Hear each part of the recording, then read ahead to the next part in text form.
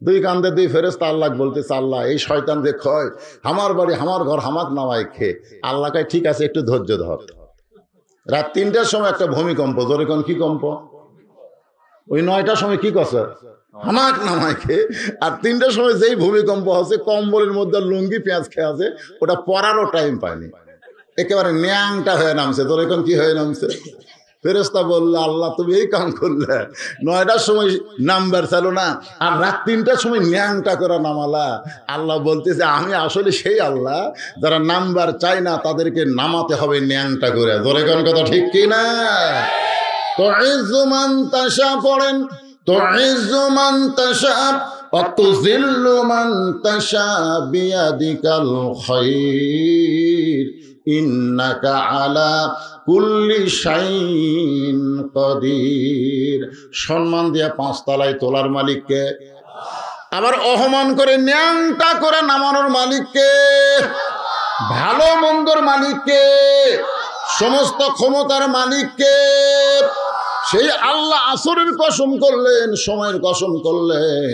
কারণ এই সূরা আসর যখন আল্লাহ নাজিল করেছে ওই সময় মক্কার অবস্থা ভালো ছিল না, মানুষ সময়ের গুরুত্ব দিত না। বর্তমানে বাংলাদেশেও কিন্তু সময়ের গুরুত্ব কম না বেশি? এই যে কিছুদিন আগে বিশ্বকাপ খেলা গেল, ছেলেরা কিন্তু সন্ধ্যার থেকে রাত 3টা পর্যন্ত চেতন থাকছে, যেরকম থাকেনি। কিন্তু যেই ফজর আজান দিবে তার আগে এরা ঘুমিয়ে গেছে।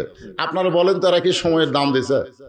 যে সময় ঘুম পাড়া লাগবে সেই সময় চেতন, আর যে সময় চেতন হওয়া লাগবে সেই সময় ঘুম। হায় হায় রে, সময় খুবই খারাপ।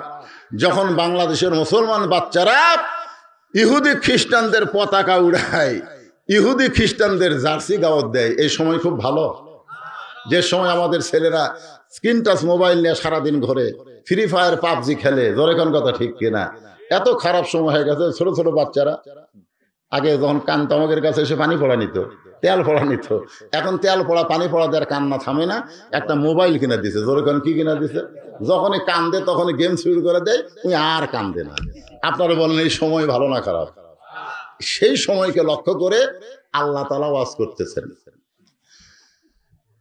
আল্লাহ তাআলা সময়ের কসম করে বলতেছেন ওয়াল আসরে, মানে সময়ের কসম। ইন্নাল ইনসানা লাফি খুসর। আগে শাব্দিক অর্থ শুনবেন। আমরা বাংলাদেশের অনেক মানুষ আরবি পারি কিন্তু বাংলা পারি না। এক মুসল্লি প্রায় 20 বছরের নামাজ পড়ে, মসজিদ ঢোকার সময় পড়ে আল্লাহুম্মা আফতাহ লি আবওয়াবা রহমাতিক। আমি একদিন তাকে বললাম, ভাইজান আপনি এই যে আল্লাহুম্মা আফতাহ লি আবওয়াবা রহমাতিক বলতেছেন, এর বাংলা কি? হুজুর আমি তো আরবি পারি, আমি তো আর বাংলা পারি না। শোনেন, এই দোয়ার যদি আপনারা বাংলা বুঝতেন তাহলে মসজিদের মধ্যে যায় কোনোদিন ঘড়ি দেখতেন না। মসজিদের মধ্যে আপনারা ঘড়ি দেখতেন না, কারণ আপনারা বিশ্বাস করতেছিলেন যে এই ঘর আল্লাহ রহমতের ঘর। জোরে কোন সুবহানাল্লাহ। এখানে যতক্ষণ থাকবো ততক্ষণ আল্লাহ রহমত বর্ষণ হবে। অথচ ওই জায়গায় যে আমরা সময়ের দাম দিচ্ছি। 5 মিনিট পরে আসরে জামাত হবি, ওই 4 বার ঘড়ি দেখছে। কয়বার দেখছে? পরে পাশের লোকটাকে বলছে যে ভাই আর কয় মিনিট? আরো 2 মিনিট। হায় হায় রে, আজ ঘড়ি লড়তেছে না রে, আজ ঘড়ি লড়তেছে না। আবার এই মসজিদ থেকে বার হয়ে তখন শ্বাস চলে গেছে, 1 ঘন্টা আড্ডা গুলি মারতেছে, একবার ঘড়ি দেখতেছে না। ধরে কোন কথা ঠিক কিনা? তো সময়ের দাম দেওয়া লাগবে কোথায়, আর শয়তান দিল কোথায়? হাট বাজারে কি দেরি করা যাবে?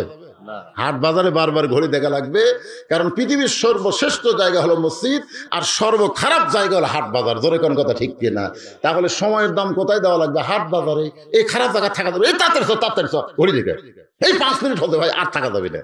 ওই জায়গায় শয়তানেরা ঘড়ি দেখতেছে না, ঘড়ি দেখতেছে মসজিদে।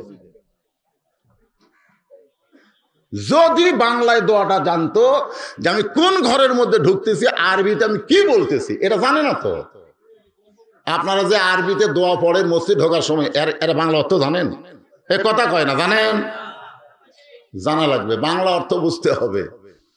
এখানে আল্লাহ বলতেছেন ইন্না মানে নিশ্চয়, ইনসান মানে মানুষ, ইনসান মানে মানুষ। এই মানুষের মধ্যে পুরুষ মানুষও আছে, নারী মানুষও আছে।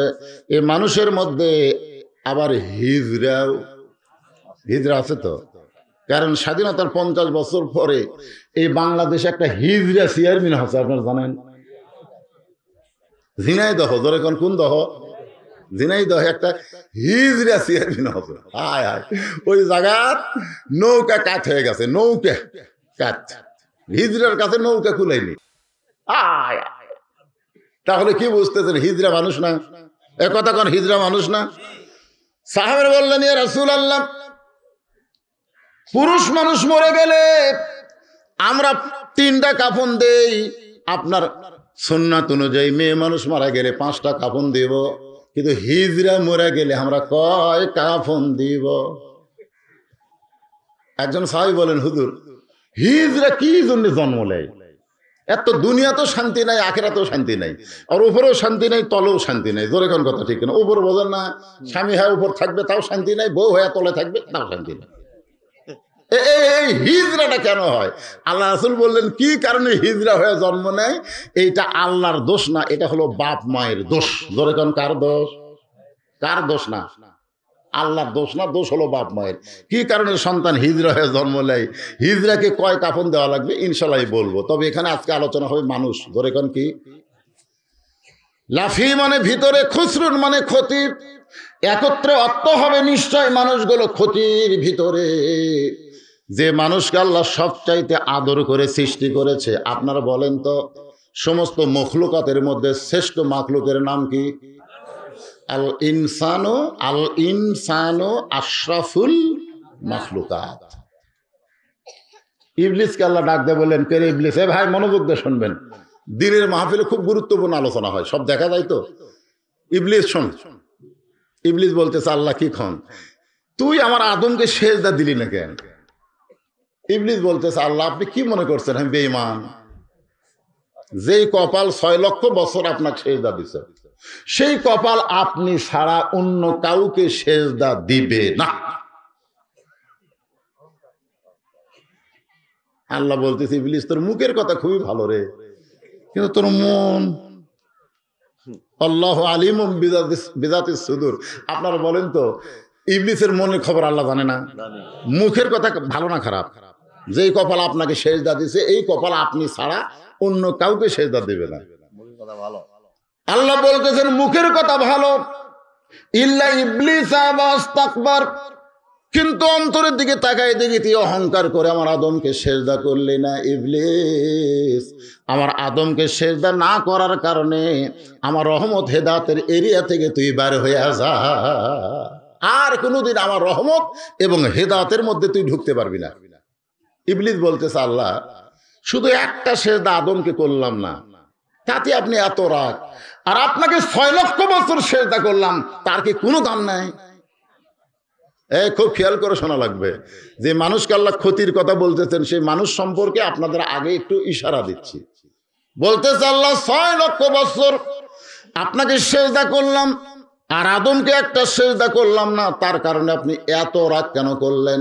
আল্লাহ কয়, ইবলিস আমি আমার আদমকে এত ভালোবাসি, আমার নিজের চাইতেও অনেক বেশি। সুবহানাল্লাহ, যদি আসতে কন তাহলে আপনারা মানুষ বুঝলেন না। আমি আমার আদমকে এত ভালোবাসি, আমার চাইতেও মানে আল্লাহ নিজের চাইতেও অনেক বেশি। একটা সেজদা আদমকে না করার কারণে আমি তোমার 6 লক্ষ বছর সেজদা বাতিল করেছি। তাহলে কি বুঝলেন? আদমকে আল্লাহ নিজের চাইতেও বেশি ভালোবাসে, আর এই ভালোবাসার কারণেই আল্লাহ দেখতেছে এরা যেন ক্ষতির মধ্যে না পড়ে। ছেলে দোকান করছে, বাপ বলতেছে তো লাভ হবে। ছেলে কয়, আব্বা কেবল দোকান করলাম, লাভ হবে না লস হবে সেটা আরে তো লাভ হবে। কারণ বর্তমানে বাংলাদেশের পরিবেশ যা দেখতেছি, সব ফেরাউনের গোষ্ঠী বাকি খায় শেষ করে দিবি। ধরে কোন কথা ঠিক কিনা? মুসা আলাইহিস সালাম রাস্তা দিয়ে যাওয়ার সময় দেখে এক দোকানদার রাস্তায় বসে কাঁদতেছে। মুসা কয়, কে রে কান্দিস কে রে? কয়, ফেরাউনের বাবুর্চি সব বাকি খাচ্ছে, টাকা চাইলে দোকান তুলে দিবার চায়। মুসা বলতেছে কি? বলে, হ্যাঁ ফেরাউনের বাবুর্চি সব বাকি খাচ্ছে, টাকা চাইলে কয় আমাকে চিনিস, আমার দল এখন ক্ষমতা আছে, বেশি কথা বললে দোকান তুলে দেবো রে। এই জন্য হুজুর আমার দোকানে তার কিছু নাই, আমি রাস্তায় বসে কাঁদতেছি। মুসা কয়, ফেরাউনের বাবুর্চি কোথায়? বলে, ওই যে হাতির মতন যাচ্ছে। মুসা আলাইহিস সালাম দৌড়ে গিয়ে সামনে দাঁড়ায়, টাকা দে। ঠিক আছে? ফেরাউনের বাবুজি কয় তুই কে রে? আমার দল এখন ক্ষমতা তাতে। মুসা কয় আমার আল্লাহ এখন ক্ষমতা আছে। তোর দল না আমার আল্লাহ। এই কয়ে বাম হাতে এক চড় মারছে, এক চড়ই সারা বাবুর্চি মরে শেষ। মুসা বলতে দেখ তোর দল আর আমার আল্লাহ, দেখছো হাতের চড়ের শক্তি দেখছিস? কি বুঝলেন? বর্তমানে বেটা দোকান করছে আর বাপ বলতেছে যত ফেরাউনের গোষ্ঠীর জন্ম হচ্ছে তোর দোকানের বাকি খাই শেষ করে দিবি রে। তার মানে বাবা তার সন্তানকে এত ভালোবাসে, সন্তানের লাভের চাইতে ক্ষতির দিকে বেশি খেয়াল করে। আল্লাহ মানুষকে এত ভালোবাসে যার কারণে ক্ষতির কথা বলে মানুষকে আল্লাহ লাভবান বানায়া দিবে। ইল্লাল্লাযীনা আমানু ওয়া আমিলুস সালিহাতি ওয়া তাওয়াসাউ বিল হক ওয়া তাওয়াসাউ বিস সাবর। এই চারটা বিষয় হবে। কয় বিষয়? এই চারটি বিষয় যদি আমাদের মধ্যে থাকে তাহলে আমরা ক্ষতির মধ্যে পড়বো না, বিনা হিসাবে আল্লাহ আমাকে জান্নাত দিয়ে দিবে। জোরে করে সুবহানাল্লাহ। কয়টা? এ ভাই, এ যুবকের, এ খেয়াল করো রে, চারটা বিষয়। তার মধ্যে এক নম্বর হলো ঈমান। এক নম্বর কি? কারণ ঈমান যদি না থাকে আপনি যতই হাজি হন, বলবে হুজুর ঈমান না থাকলে কেউ হাজি হয়? আমি দেখছি আমার সঙ্গে হজ করতে যায় একজন পড়তিছে লব্বাইক আল্লাহুম্মা লব্বাইক লব্বাইক লা শারিকা লাকা লব্বাইক ইন্নাল হামদা ওয়ান নি'মাতা লাকা ওয়াল মুলক লা শারিকা লাক। আমি ওই লোকটাকে বললাম ভাই এই যে শেষে কি করলেন? লাকা ওয়াল মুলক লা শারিকা লাক, এর বাংলা কি? হুজুর আমি তো শুনে শুনে মুখস্থ করছি, আমি তো বাংলা জানি না। আর বাংলা হলো রাজনীতির ভিতরে, রাজত্বের ভিতরে একমাত্র আল্লাহ ছাড়া অন্য কাউকে আমি মানি না, স্বীকার করি না। তাহলে আপনি হজ করার পরে কার দল করবেন? তখন বলতে তো হুজুর আমি তো এই দল করি হুজুর, আমি হজের পরে। এখন হজ যদি কবুল করাবার চান আর ভিতরে যদি ঈমান থাকে তাহলে মানুষের কোনো দল করা যাবে না। হজের আগে যা করছেন, হজ করার পরে একমাত্র আল্লাহর দল করা লাগবে। তোর এখানকার দল। কিন্তু আমার সাথে হজ করে আসার পরে এই শালা আরো বেশি খারাপ আছে। তার মানে কি বুঝতেছেন? ওর ঈমান আছে, ওর হজ আছে, ঈমান নাই। এই মাত্র আসরের নামাজ পড়ছে, পড়ে জমির ধান দেখবার গেছে, যাই দেখে উপর জমির পানি খালি চলমল করতেছে, নিচে আর জমির পানি নেই। এখনো কিন্তু সেজদার ধুলে ভরে আছে, ওই চারিদিকে তাকাচ্ছে, কেউ নাই। আস্তে করে বসে আইল কাটে দিছে, দিয়ে ওই পানি দিয়ে হাত ধসে ধুয়ে উপর দিকে তাকায়, চারিদিকে তাকায় বলতেছে আলহামদুলিল্লাহ, কেউ দেখেনি। আপনার বলেন না, ঈমান যদি থাকতো তাহলে চারিদিকে তাকাতো না।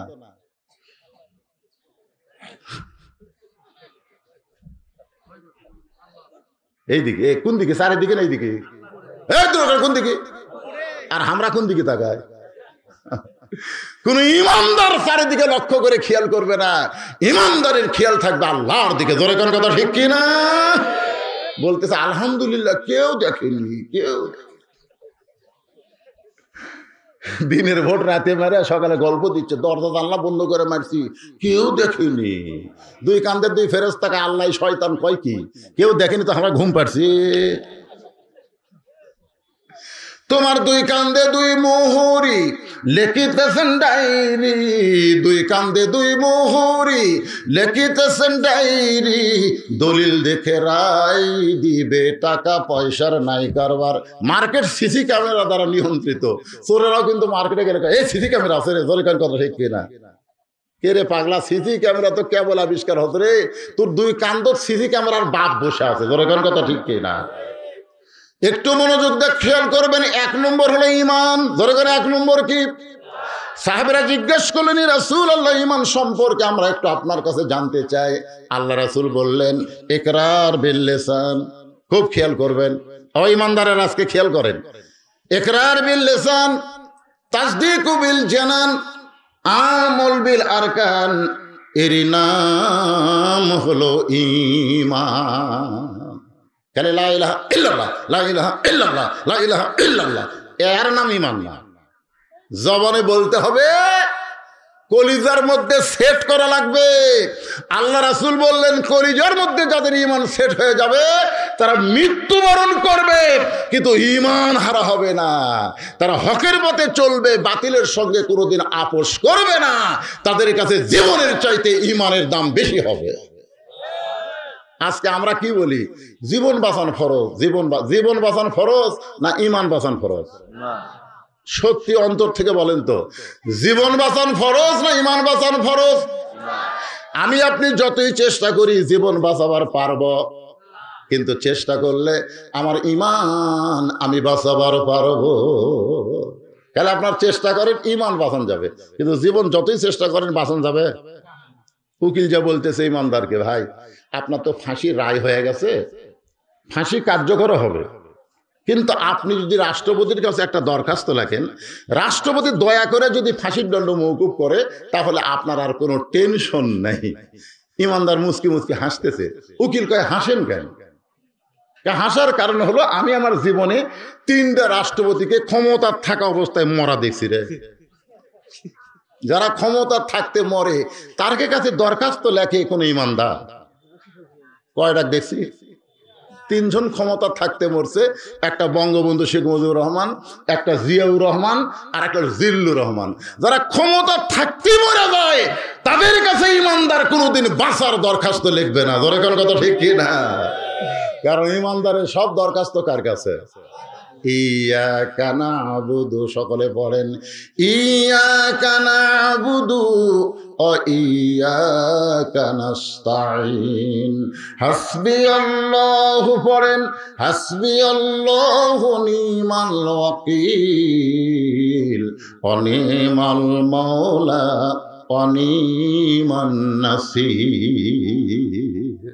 আমাদের জাতির পিতা হযরত ইব্রাহিম যখন চড়কের উপরে বসা, তখন জিবরাইল বলতেছে, আল্লাহ আমাকে 600 পাকা দিয়েছে। হুজুর, আল্লাহ আমাকে 600 পাকা দিয়েছে, একটা পাকার বাতাস দেবো আগুনের চুলে সাগরের জ্বালিবে দেবি, খালি একটা বার সান, আমি কি বাতাস দেবো? আমাদের জাতির পিতা কয়, কে রে জিবরাইল, তুই কি আমাকে বেঈমান মনে করছো? হ্যাঁ, তোর কাছে আমি যাবো কেন রে? তুইও যাবো তাই। আমার বাবা আদমকে তুই সেজদা করছিস, মনে ভুলে গেছো? আমি কোন বাপের সন্তান যাক তুই সেজদা করছিস রে? আর তুই আমাকে সাহায্য করবি? পাগলা হচ্ছিস? আমি তাকে আছে আল্লাহর দিকে। সুবহানাল্লাহ কবেন না? ইমানদার তাকা থাকে কার দিকে? তুই জিবরাইল আমাকে সাহায্য করবি? তুই মাখলুক, আমিও মাখলুক। মাখলুক মাখলুকের কাছে সাহায্য চায় না, মাখলুক সাহায্য চাই শুধু খালেকের কাছে, যিনি সৃষ্টিকর্তা। সুবহানাল্লাহ বলেন না কেন? এরই নাম হলো ঈমান। দরকার এরই নাম কি? সেই ঈমানটা কলিজার মধ্যে সেট করা লাগবে। রাসূল বলেন, আমল বিল আরকান। ঈমানের 3 নম্বর পর্যায় হলো আমল। আমলের মাধ্যমে প্রকাশ করতে হবে। সূরা আসরের 2 নম্বর বিষয় হলো ওয়া আমিলুস সলিহাত। সময়ের দিকে খেয়াল করে ঈমানের আলোচনা অল্পের মধ্যে আমি শেষ করে দিলাম। এখন নেক আমলের আলোচনা হবে। ওয়া আমিলুস সলিহা মানে কি? 2 নম্বর বিষয়। কয়টা বিষয়? 4টার মধ্যে 2 নম্বরে ওয়া আমিলুস সলিহা। আপনাদের কাছে আমার প্রশ্ন, ঈমান গ্রহণ করার পরে যত নেক আমল আছে, আপনারাই বলবেন এই নেক আমলের মধ্যে 1 নম্বর নেক আমলের নাম কি? এর 2-1 কোন কে? সবাই কোন? আরো জোরে জোরসে বলুন। আপনারা বলেন তো, যার নামাজ নাই তার কি নাই? দেখছেন দেখছেন কত বড় কথা, লা সালাতা লা ঈমানা। যার নামাজ নাই তার ঈমানই নাই। এই জন্য আমলের মধ্যে 1 নম্বর হলো নামাজ। লা সালাতা লা দীনা, যার নামাজ নাই তার ধর্ম নাই। বাইনাল আবদি ওয়াল কুফরি তরকুস সালাত, বান্দার কাফের মধ্যে পৃথক করার জিনিস তার নামই হলো নামাজ। যারা নামাজ পড়ে তারা হলো বান্দা, আর যারা নামাজ পড়ে না তারা হলো কাফের। এখন অনেকে বলে, হুজুর আমি না 5 ওয়াক্ত পড়ি না, আমি তো জুম্মা পড়ি। কি পড়ে?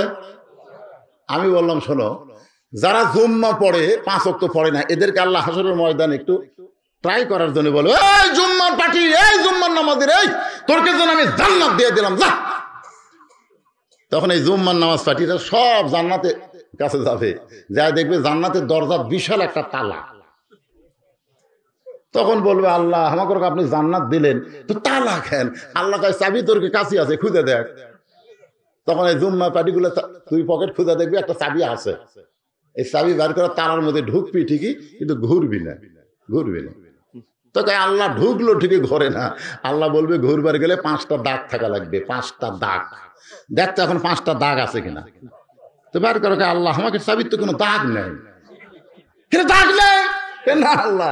আরে পাগলা, নিচের দাগ হবে ফজর, তার উপর হবে জোহর, তার উপর আসর, তার উপর মাগরিব, তার উপর এশা। এই 5টা দাগ থাকলে তালার মধ্যে 5টা দাগে মিল খাবি, কট্টস করে খুলে দেবি। তখন কয় আল্লাহ আমাকে তো দাগ নাই। আল্লাহ তখন বলবে তোরা জান্নাত দেখে ফেরত আয়, তোরকে ভাগ্যে জান্নাত দেখা হবি, কিন্তু ঢোকা হবি না। এই জুম্মার পাটি কারা কারা? এই জুম্মা পাটি, হ্যাঁ। তাহলে নেক আমলের মধ্যে 1 নম্বর হলো নামাজ। জোরে করে 1 নম্বর কি? এই নামাজ বক্তার ওয়াজ দেওয়া শুরু হবে না। এই নামাজ চালু করবার গেলে আল্লাহ কোরআনে বললেন আল্লাযীনা ইম্মাক্কান্নাহুম ফিল আরদ। মুসলমানের মধ্যে কাউকে যখন প্রধানমন্ত্রী বানানো হবে, কাউকে যখন প্রেসিডেন্ট বানানো হবে, ক্ষমতার মালিক কিন্তু আল্লাহ, কিন্তু মুসলমানকে আল্লাহ কিছু সাময়িক ক্ষমতা দেয়। ধরে কোন দেয় কি দেয় না? মুসলমানের মধ্যে কেউ যখন প্রধানমন্ত্রী হবে, তার 1 নম্বর দায়িত্ব হলো পদ্মা সেতু নির্মাণ করা, 1 নম্বর দায়িত্ব হলো বাল্য বিবাহ বন্ধ করা, 1 নম্বর দায়িত্ব হলো মাদক মুক্ত সমাজ গড়া। এগুলা দায়িত্ব হতে পারে, তবে 1 নম্বর নয়। 1 নম্বর দায়িত্ব হলো আকামুস সালাত, নামাজ কায়েম করা। তাহলে বর্তমান প্রধানমন্ত্রী দুর্ভিক্ষের হাত থেকে এই বাংলাদেশ যদি বাঁচাবার চায়, বাংলাদেশ বাঁচাবার গেলে 1 নম্বর নামাজ লাগবে। কারণ আল্লাহ কোরআনে বললেন ফালিয়াবুদু রাব্বা হাযাল বাইত আল্লাযী আত'আমাহুম মিন জু'ইন ওয়া আমানাহুম মিন খাউফ। এই ঘর, এই যে মসজিদ দেখতেছেন, এই ঘরের মালিকের তোমরা গোলামি করো, এই ঘরের মালিকের তোমরা নামাজ পড়ো। তোমরা যদি নামাজ আদায় করো, সঙ্গে সঙ্গে তোমাদের 2টা পুরস্কার দেওয়া হবে। 1 নম্বর পুরস্কার হলো তোমাদের রেজেকের কোনো পেরেশানি হবে না। যদি পশু পক্ষীকে আমি আল্লাহ রেজেক দিবার পারি, আর তোমরা শ্রেষ্ঠ সৃষ্টি মানুষ, তোমাদের রেজেকের কোনো পেরেশানি করা লাগবে না। 2 নম্বর পুরস্কার হলো যাবতীয় ভয় ভীতি থেকে আল্লাহ পাক তাকে পুরাপুরি নিরাপত্তা দিয়ে দিবে। তার মৃত্যুর ভয় থাকবে না, তার কবরের ভয় থাকবে না, তার আযাবের ভয় থাকবে না, হাসরের ময়দানে তার হিসাবের ভয় থাকবে না। কারণ এই নামাজের মাধ্যমে আল্লাহ তাআলা তাকে বিনা হিসাবে 8টা জান্নাত দিয়ে দিবে। তাহলে 1 নম্বরের নাম কি? ঈমান। এই আমল, আমলের 1 নম্বর আমলের নাম কি? ঈমানের পরে 1 নম্বর আমলের নাম কি? এই নামাজ আদায় করলে লাভটা কি? আল্লাহ কোরআনে বলেন ইন্নাস সালাতা তানহা আনিল ফাহশাই ওয়াল মুনকার। 1 নামাজই পারে তোমাকে যাবতীয় ফাহিশা থেকে বাঁচাই দিতে। যেই যুবকেরা নামাজ পড়বে তারা মেসির জার্সি কোনোদিন গাওয়াত দিবে না। যেই যুবকেরা নামাজ ধরবে তারা কোনোদিন আর্জেন্টিনার পতাকা টাঙ্গাবে না। যেই যুবকেরা নামাজ ধরবে তারা কোনোদিন ব্রাজিলের সাপোর্টার হতে পারে না। কারণ নামাজই পারে তাকে যাবতীয় খারাপি থেকে বাঁচাইয়া দিতে। এই পুরুষ মানুষের 1 নম্বর আমল হলো নামাজ। কিন্তু আমার মা বোনেরা যারা পর্দায় আছে, তাদের 1 নম্বর কিন্তু নামাজ না, তাদের 1 নম্বর আমল কিন্তু নামাজ না। আমার মা বোনদের জন্য বলতেছে, মা, পুরুষের নেক আমল 1 নম্বর হলো নামাজ, আর নারীদের 1 নম্বর নেক আমলের নাম হলো পর্দা। জোরে বলতে হবে, মেয়েদের 1 নম্বর নেক আমলের নাম কি? পর্দা। পর্দা, এই পর্দাটা কে করবে? পর্দার ব্যবস্থাটা কে করবে, নারী না পুরুষ?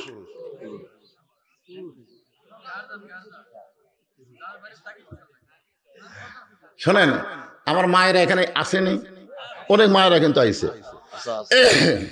মায়েদের জন্য কিছু ওয়াজ করে, তারপরে আমি আবার ফিরে আসতেছি সূরা আসরের উপরে। লাস্টে 2টা বিষয়ের ওয়াজ হই ভাই, ফাটাফাটি ওয়াজ। একটা হলো আতাওয়াসাউ বিল হক, আর একটা আতাওয়াসাউ বিস সবর। এই হকের মধ্যে আজিজুল হক, মামুনুল হক, কুল জাল হক, ওয়াজাহাকাল বাতিল ইন্নাল বাতিলা কানা জাহুকা। এই ওয়াজটা ফাটাফাটি শোনা লাগবে। রাজি আছেন তো সবাই? এমন হকের ওয়াজ আজকে হবে যে গরমের ঠেলা হয়তো মাফলা খোলা লাগবে, খোলা লাগে, খোলো ইনশাল্লাহ। আজিজুল হকের নাম শুনছেন আপনারা, যিনি বুখারী শরীফের বাংলা অনুবাদ করছেন, উনিও কিন্তু জেলের মধ্যে ঢুকছেন। ধরে কোন কথা ঠিক কিনা? তার বেটা মামুনুল হক বর্তমানে জেলে আছে। অপরাধ কি? বউ লিয়া ধরা পড়ছে। সাংবাদিক যা বলে কাবিন আছে, আর শালা শাকিব খান প্রতিদিন একটা মেয়ের পেট মোটা করে দিচ্ছে। ধরে কোন কথা ঠিক কিনা? জানে না মানে হকের উপর আছে। এখন চলতেছে আমিলুস সালিহা 2 নম্বর বিষয়। আমার মায়েদের জন্য নেক আমলের মধ্যে 1 নম্বর নেক আমল হলো পর্দা। ধরে কোন 1 নম্বর কি? এই মেয়েদের জন্য, মেয়েরা যদি ভালো হয় তাহলে আমরা সবাই আল্লাহর ওলি হব। ধরে কোন সুবহানাল্লাহ। কারণ ভালো মায়ের পেট থেকে সন্তান ভালো হয় না খারাপ হয়? ধরে কোন ভালো হয় না খারাপ হয়? আমার মায়ের একটু মনোযোগ দিয়ে শুনবেন। কতগুলো মেয়ে মানুষ মা ফাতেমার সঙ্গে দেখা করবেন। কতগুলো মেয়ে মানুষ দেখা করবে কার সাথে? মা ফাতেমার সাথে। কেন দেখা করবে? কারণ রাসূল বলেছেন, আমাদের নবী বলেছেন, সাইদাতুন নিসায়ে আহলুল জান্নাহ, সাইদাতুন নিসায়ে আহলুল জান্নাহ ফাতেমাতু যুহরা রাদিয়াল্লাহু তাআলা আনহা। বলেন সুবহানাল্লাহ। সমস্ত জান্নাতি নারীদের নেত্রী হবে, তার নাম কি? ফাতেমা। সেই ফাতেমাকে দেখার জন্য, ফাতেমার সঙ্গে কথা বলার জন্য কতগুলো মেয়ে মানুষ দরজার দাঁড়িয়ে আছে। কতগুলো মেয়ে মানুষ, কি দরজা বন্ধ। কি বন্ধ? দরজা বন্ধ। এখন মেয়েরা ফাতেমার কাছে কেমনে যায়? ইতিমধ্যে দেখে একটা ছোট্ট বাচ্চা রাস্তায় খেলাধুলা করতেছে, ছোট্ট একটা বাচ্চা। তো মেয়েদের মধ্যে একজন ওই বাচ্চাকে ডাক দিছে, ওই রকম ছোট্ট বাচ্চা, এদের দেখতেছেন, বাবু এদিকে আসো তো। তো এই ছোট বাচ্চা এসে সালাম দিছে, বাবু তোমার নাম কি? বলে আমার নাম হলো হোসাইন ইবনে আলী। কি নাম? হোসাইন ইবনে আলী। মেয়েরা বুঝবার পারছে এরাই ফাতেমা, কারণ আমাদেরকে সালাম দিল, কি সুন্দর নাম কইল। বাবু আমরা তোমার মায়ের সঙ্গে একটু দেখা করবার চাই, তুমি যদি ভিতরে গিয়ে আমাদের দেখা করার ব্যবস্থা করো। সঙ্গে সঙ্গে ছোট্ট হোসাইন বলতেছে, আপনাদের কোনো টেনশন নাই। ধরে কোন সুবহানাল্লাহ। আপনারা একটু ধৈর্য ধরেন, আমি ব্যবস্থা করতেছি। এই বলে হযরত হোসাইন খেলাধুলা বাদ দিয়া মায়ের ঘরে ঢুকবার চায়। কিন্তু মায়ের ঘরে ঢুকতে গেলে তার সামনে আর একটা ঘর আছে, যে ঘরের ভিতরে হযরত আলী আল্লাহর কোরআন তেলাওয়াত করতেছে। কে কোরআন তেলাওয়াত করে? ইন্নামাল মুমিনুনা আল্লাযীনা ইযা যুকিরাল্লাহু ওয়াজিলাত কুলুবুহুম ওয়া ইযা তুলিয়াত আলাইহিম আয়াতুহু যাদাতুহুম ঈমানাও ওয়া আলা রাব্বিহিম ইয়াতাওয়াক্কালুন। হযরত আলী আল্লাহর কোরআন তেলাওয়াত করতেছে। এমন সময় হোসেন বাহির থেকে মায়ের ঘরে ঢোকার জন্য, বাবার দিকে খেয়াল নাই, একেবারে বার হয়ে মায়ের ঘরে ঢুকবার চায়। এমন সময় হযরত আলী কোরআন তেলাওয়াত বন্ধ করে দিয়ে বললেন, থাম, এই হোসেন থাম। চিন্তা করে দেখেন, বাবা কি করতেছে? কোরআন তেলাওয়াত করতেছে, বাবা ইবাদত করতেছে। ইবাদত করার সময়ও সন্তানের দিকে খেয়াল করা লাগবে। আপনি নিজে নামাজ পড়তেছেন আর আপনার বেটা ফজরের নামাজের সময় ল্যাপের তলে ঘুম পাড়তেছে, আপনার খেয়াল করার দরকার আছে না? কে যেই বাচ্চা বাহিরে খেলাধুলা করতেছিল, সেই বাচ্চা খেলাধুলা বাদ দিয়ে দৌড় মারছে, তার কি কারণ? কি? থাম। 3টা পর্যন্ত হইচই করছে, ফজরের সময় ঘুমে গেছে। বাপ কয় কে আমার ছেলে 3টা পর্যন্ত ঘুম পারলো, হইচই করে খেলা দেখলো, ফজরের সময় কোথায় গেল? জানলা দিয়ে তাকায় দেখে পাও নাই, মাথাও নেই, মনে হয় চাউলের বস্তা ঢাকা তোলছে। বাপ আস্তে আস্তে আস্তে আস্তে বিলাই যেমন ইন্দুর ধরে ভিতরে ঢুকে কম্বল টান দিছে। যেই কম্বল টান দিছে, বেটার সাইজ দেখে আর চোখ বন্ধ করে সাইড টিপে কুত্তের সাইজ খেয়াল করে। কি সাইজ রে? আপনারা বলেন তো, এই সময় বাপের দায়িত্ব কি? এই বাপের এই সময় আপনাদের দায়িত্ব কি? আপনি একলা নামাজ পড়ে যাবেন? ওঠ ওঠ শয়তান ওঠ। কারণ জাহান্নামের আগুন থেকে বাঁচতে গেলে আমি একলা বাঁচলে হবে না, তোকে নিয়ে বাঁচা লাগবে। ধরে কোন কথা ঠিক কিনা? হযরত আলী আল্লাহর কোরআন তেলাওয়াত করতেছে। আফজালুজ জিকির তেলাওয়াতুল কোরআন, সবচাইতে উত্তম জিকির হলো, উত্তম ইবাদত হলো কোরআন তেলাওয়াত করা। জোরে কোন সুবহানাল্লাহ। সেই কোরআন তেলাওয়াত বন্ধ করে হোসেনকে থামাই দিয়ে বলতেছে, বাবা তুই বাইরে খেলাধুলা করতেছিলি, সেই খেলাধুলা বাদ দিয়া তুই কেন ঘরের মধ্যে ঢুইকা গেলি? হোসেন বলতেছে, বাবা আমি আমার মায়ের কাছে যাবার চাই। হযরত আলী বলতেছেন, কেন হঠাৎ মায়ের কাছে যাবা? বলে কতগুলা মেয়ে মানুষ দরজার দাঁড়িয়ে আছে, তারা আমার মায়ের সঙ্গে দেখা করবার চায়, তারা আমার মায়ের সঙ্গে দেখা করতে চায়, আমার মা অনুমতি দিবে কিনা এই জন্য মায়ের কাছে যাবার চাই। হযরত আলী বললেন, দরজায় মেয়ে মানুষ দাঁড়িয়ে আছে, তারা তোমার মায়ের সঙ্গে দেখা করবে, তুমি মায়ের অনুমতি নিবা, কিন্তু তুমি যে মায়ের ঘরের মধ্যে ঢুকতেছ, এখন বলো তোমার বয়স কত? হোসেন বলে, বাবা আমার বয়স কত সেটা আপনি ভালো জানেন। হয়তো আলী বলেন, এই জন্যই তো তোরে থামাইছি রে পাগলা, এই জন্যই তোরে বলছি থাম, কারণ তোর বর্তমানে যে বয়স হয়েছে, এই বয়সে যখন তখন মায়ের ঘরে ঢোকা যাবে না। দরজার মেয়েদের ব্যাপারে যদি মায়ের অনুমতি লাগে, তুইও ঢুকতে গেলে তোর মায়ের অনুমতি লাগবে। সুবহানাল্লাহ কর না কেন? কারণ এখন তোর বয়স 4 বছর। ধরে কোন কয় বছর? 4 বছরের বাচ্চা, যখন তখন মায়ের ঘরে ঢোকা জায়েজ নাই। তোকে দরজাত বলতে হবে, আম্মু আমি হোসাইন একটু ঢুকবার চাই। যদি তোর মা বলে 2 মিনিট পরে আয়, তাহলে 2 মিনিট খাড়ায় থাকা লাগবে। আর যদি বলে আয় বাবা, অসুবিধা নেই। আয় বাবা কি নাই? অসুবিধা নেই। তার মানে কি, মায়েরা ঘরের মধ্যে যখন তখন ঠিক হয়ে থাকতে পারে। কিন্তু যদি হোসেন তোমার বয়স 2 বছর হইতো, তাহলে আমি তোমাকে থামতে বলতাম না। 2 বছর বাচ্চার সামনে যদি বাপ তার মাকে আদর করে, বাপ তার বউকে আদর করতেছে, সন্তানের বয়স হলো মাত্র কয় বছর? আঙ্গুলের দিকে তাকান, কয় বছর? 2 বছরের বাচ্চারা দেখবে ঠিকই, হাসবে ঠিকই, কিন্তু বুঝবার পারবে না বাপ মায়ের সাথে কি করতেছে। এটা দেখবে ঠিকই, কিন্তু বুঝবার পারবে না। কিন্তু 25 মাস যখন বয়স হবে, 2 বছর অতিক্রম যখনই করবে, তখন খালি দেখবে না, ওটা বুঝবারও পারবে। এটা ফোকাস দিয়া ধারণ করবে, চোখ দিয়া ধারণ করবে, মেমোরির মধ্যে লোড করে রাখবে। বাহিরে আসা বলতে পারে, আব্বা তাই মা ঘরের মধ্যে চাপা ধরছিল রে। এই জন্য ইসলাম এত সুন্দর। আপনার 2 বছরের বেশি বাচ্চার বয়স হয়ে গেলে, সেই বাচ্চার সামনে আপনার হালাল বউকেও আপনি আদর করতে পারবেন। যে 2 বছরের বেশি বয়স হয়, তাহলে সন্তানকে ঘুমান লাগবে। এখনকার সন্তানরা ঘুমায় না, অভিনয় করে। ধরে কোন ঠিক কিনা? এই জন্য সন্তানকে হয় দাদির কাছে দিয়ে পাঠান লাগবে, না হয় নানির ঘরে, না হয় চকলেট কিনবার পাঠান লাগবে। এরপরে আপনার বউকে আপনি আদর করতে পারবেন। যখন সন্তান বড় হবে, তখন মায়ের ঘরে ঢুকতে সন্তানের অনুমতি লাগবে। আমি মায়েদের পর্দা বিষয়ে আলোচনা করতেছি, একটু মনোযোগ দিয়ে শুনবেন। আবার মেয়ে যখন বড় হবে, বাবা যদি মেয়ের ঘরে ঢুকতে চায়, তাহলে মেয়ের অনুমতি লাগবে। জোহরের নামাজ পড়ে আল্লাহর নবী ফাতেমার ঘরের দরজায়, যার জুতার পরশে আল্লাহর আরো ধন্য হয়ে গেছে, সেই নবী ফাতেমার দরজায় সালাম দেয়, বলে মা আমি একটু তোর সঙ্গে দেখা করবার চাই। মারে সকাল থেকে তোরে দেখিনি মা, আমার মনটা বারবার তোকে দেখতে চায়। ফাতেমা বললেন, বাবা এখনকার মতো আপনি ফেরত যান, এখনকার মতো আপনি ফেরত যান, কারণ আপনার জন্য আমি দরজা খুলতে পারবো না।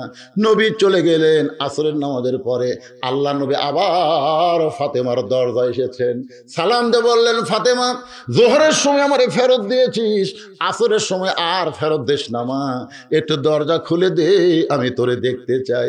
ফাতেমা বললেন, বাবা আপনি কি জানেন না আপনার মেয়ে বড় হয়ে গেছে? আপনার মেয়ে বড় হয়ে গেছে, মেয়ের পরনে এমন একটা কাপড় আছে বাবা, যে কাপড় পরে আমি হাসান হোসেনের জন্য দরজা খুলতে শরম পাই, আপনার জন্য দরজা খুলতে শরম পাই। মেহেরবানি করে এখন আল্লাহর রাস্তায় আপনি ফেরত যান। সঙ্গে সঙ্গে নবী আমার এক টানে গায়ের চাদর খুললেন, এক টানে গায়ের চাদর খুলে বললেন, মা আর কষ্ট করে ফেরত যাব না মা, একটু জানলার কাছে আয়, আমার চাদরটা নিয়ে এইটা পরে আমার জন্য দরজা খুলে দে। বাজান নবীর গায়ের চাদর মা ফাতেমা পরে বাবার জন্য দরজা খুলে দিল। নবী তাকায় দেখে ফাতেমা মাটির দিকে তাকায় আছে। আল্লাহ রাসূল বলে, ফাতেমা একটাবার আমার দিকে তাকা মা, একটা বার আমার দিকে তাকা। ফাতেমা বলে, বাবা যেই চাদর আপনার শরীরে ছিল সেই চাদর পরনে দিয়ে আপনার সামনে তাকাতে বড় লজ্জা পায়। রাসূল বলে, ফাতেমা আমি কিন্তু তোর দেখতেছি মা, তুই কিন্তু আজকে খুব সুন্দর করে সেজেছিস, তোর চোখের নিচে এত সুরমা লাগাইছিস। ফাতেমা কান্দের বলে, বাবা আপনার ফাতেমা দুনিয়াতে সাদা পছন্দ করে না, আমি চোখের তলে সুরমা লাগাইনি বাবা, আজকে 3 দিন হলে না খাওয়ার কারণে আমার চোখের নিচে কালিমা পড়ে গেছে।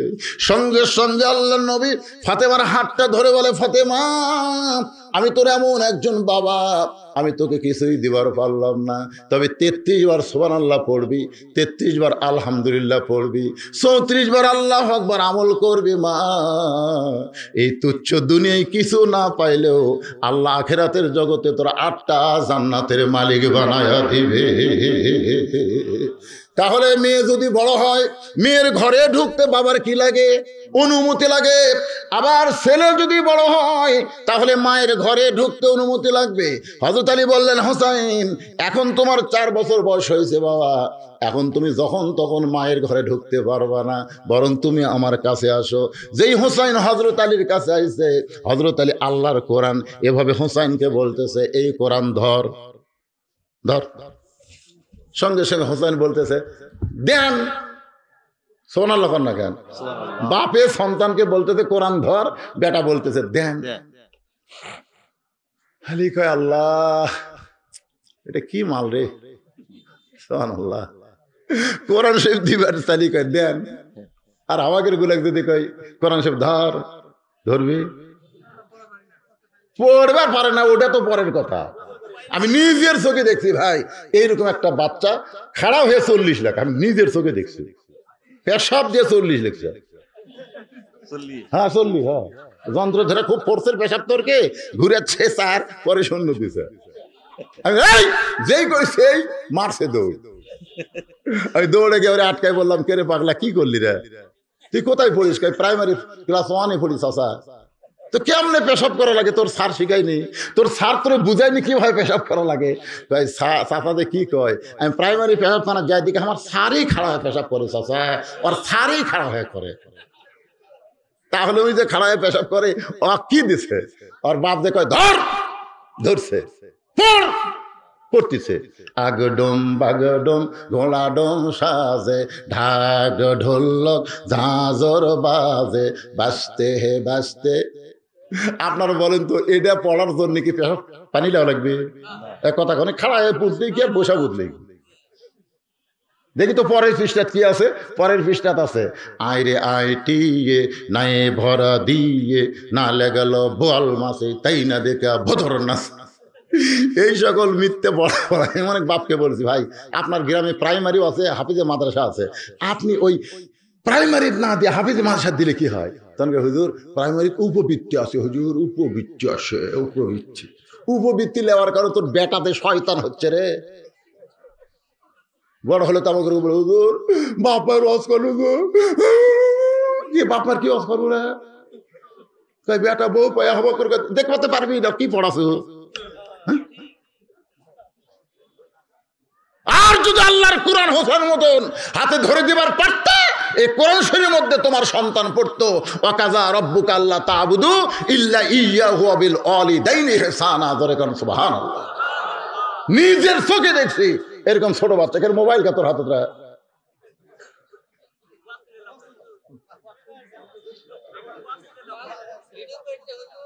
এই যে 2 ময়না সোনার চান দেখেন, এরকে পেশাব করাটা আপনি দেখবেন, নিজের চোখের যখন পেশাব করে না দেখবেন, পেশাব করা দেখলেও সব দেখছেন কোন দিন?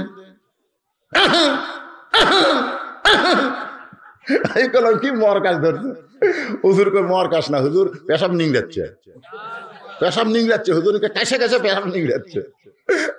কাশিস করে মনে করছে আরো আছে, তো কাজ দিলাম দেখি সামান্য বাড়াতে হুজুর, আবার কাজ দিয়েছি আর একটু বাড়াছে, পরে কাজ দেখে আর বাড়াইনি, পানি খরচ করছি, এখন উজু করবো। কে রে পাগলা উজু করবি কেন? আপনি জানেন না হুজুর আমরা আল্লাহ কোরআন পড়ি হুজুর, এটা ধরবার গেলে আগে পবিত্র হওয়া লাগে।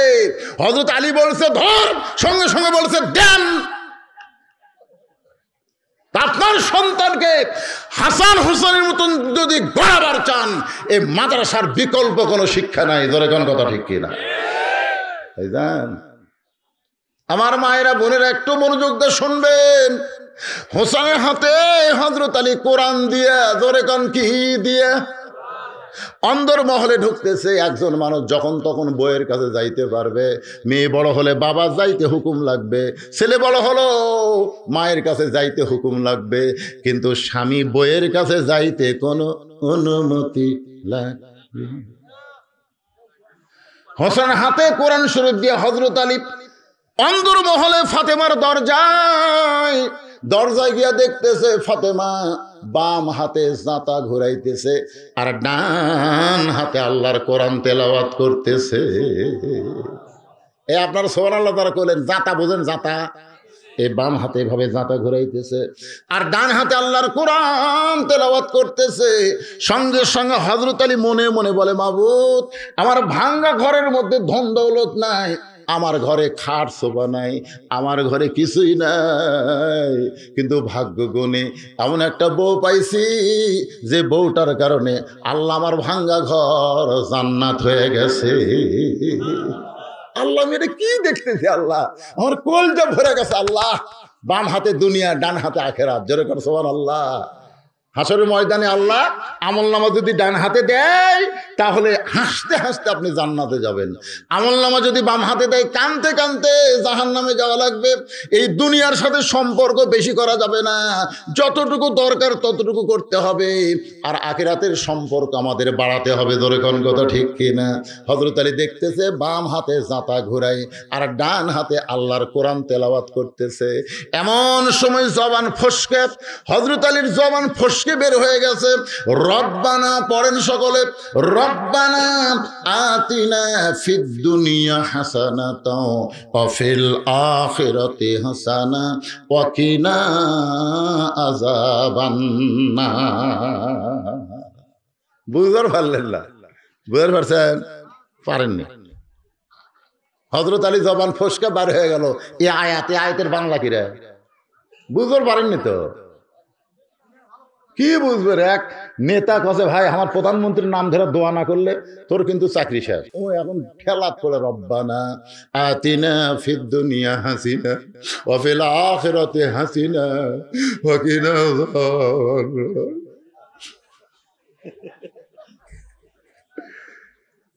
এমন ভাবে জবর জায়গা জের মারছে ভাই, জনগণ বুঝবারই পারেনি, কিন্তু নেতা বুঝেছে আমার প্রধানমন্ত্রীর নাম হাসিনা কসে। পাগলারা আর একজন বিএমপি কয়েকের আমার প্রধানমন্ত্রী করে গেল, সাবেকের নাম নেয়, তখন বলতেছে সালামুন আলাইকুম তিবতুম ফাদখুলুহা খালিদা। বুঝবার পারেন নাই। হযরত আলীর জবান ফসকে বার হয়ে গেছে। সুবহানাল্লাহ। কি বার হয়ে গেল? রব্বানা আতিনা ফিদ দুনিয়া হাসানাতাও ওয়া ফিল আখিরাতি হাসানা ওয়া কিনা আযাবান্নার। ও হাসান হোসেনের মা, ও হাসান হোসেনের মা, তুমি জান্নাতি নারীদের নেত্রী, এরপরেও তুমি দুনিয়াতে এমন ভাবে আমার ঘরকে জান্নাত বানায় দিলা। আমি স্বামী তোমার প্রতি খুশি রে। দুনিয়া যার সুন্দর হবে আল্লাহ আখিরাত তার সুন্দর বানায়া দিবে। সঙ্গে সঙ্গে মায়েরা শোনেন মনোযোগ দিয়ে, সঙ্গে সঙ্গে মা ফাতেমা জাঁতা ঘুরান বন্ধ, কোরআন তেলাওয়াত পড়াও বন্ধ। জাঁতা ঘুরান বন্ধ করেছে, কোরআন তেলাওয়াত বন্ধ করে হযরত আলীর সামনে দাঁড়ায়া দুই বুড়া আঙ্গুলে ভর দিয়া স্বামীর কপালে একটা চুমা দিলে। ফাতেমা চুমা দিয়ে বলতেছেন, আল্লাহর কোরআন সে পড়তে পড়তে আমার কথা মনে হসা। আপনি তো ঘরের মধ্যে কোরআন পড়তেছিলেন, মরদ মানুষ কোরআন জোরে জোরে পড়ে, ধরে কোন কথা ঠিক কি না? আর মেয়ে মানুষেরা কোরআন জোরে পড়ে না। তার মানে ফাতেমা কোরআন পড়তে যে মন করে, আর হযরত আলী জোরে মেরে দিচ্ছে। তা আপনি কোরআন তেলাওয়াত বাদ দিয়ে আপনি কেন অন্দর মহলে আমার কথা কি আপনার মনে পড়ে গেছে? আলী চোখের পানি বের করে বলে, ফাতেমা দরজায় দাঁড়িয়ে দেখলাম বাম হাতে জাতা ঘোরাও, ডান হাতে কোরআন পড়ো, আমার কলজা তোমার আমলে ভরে গেছে। ও ফাতেমা,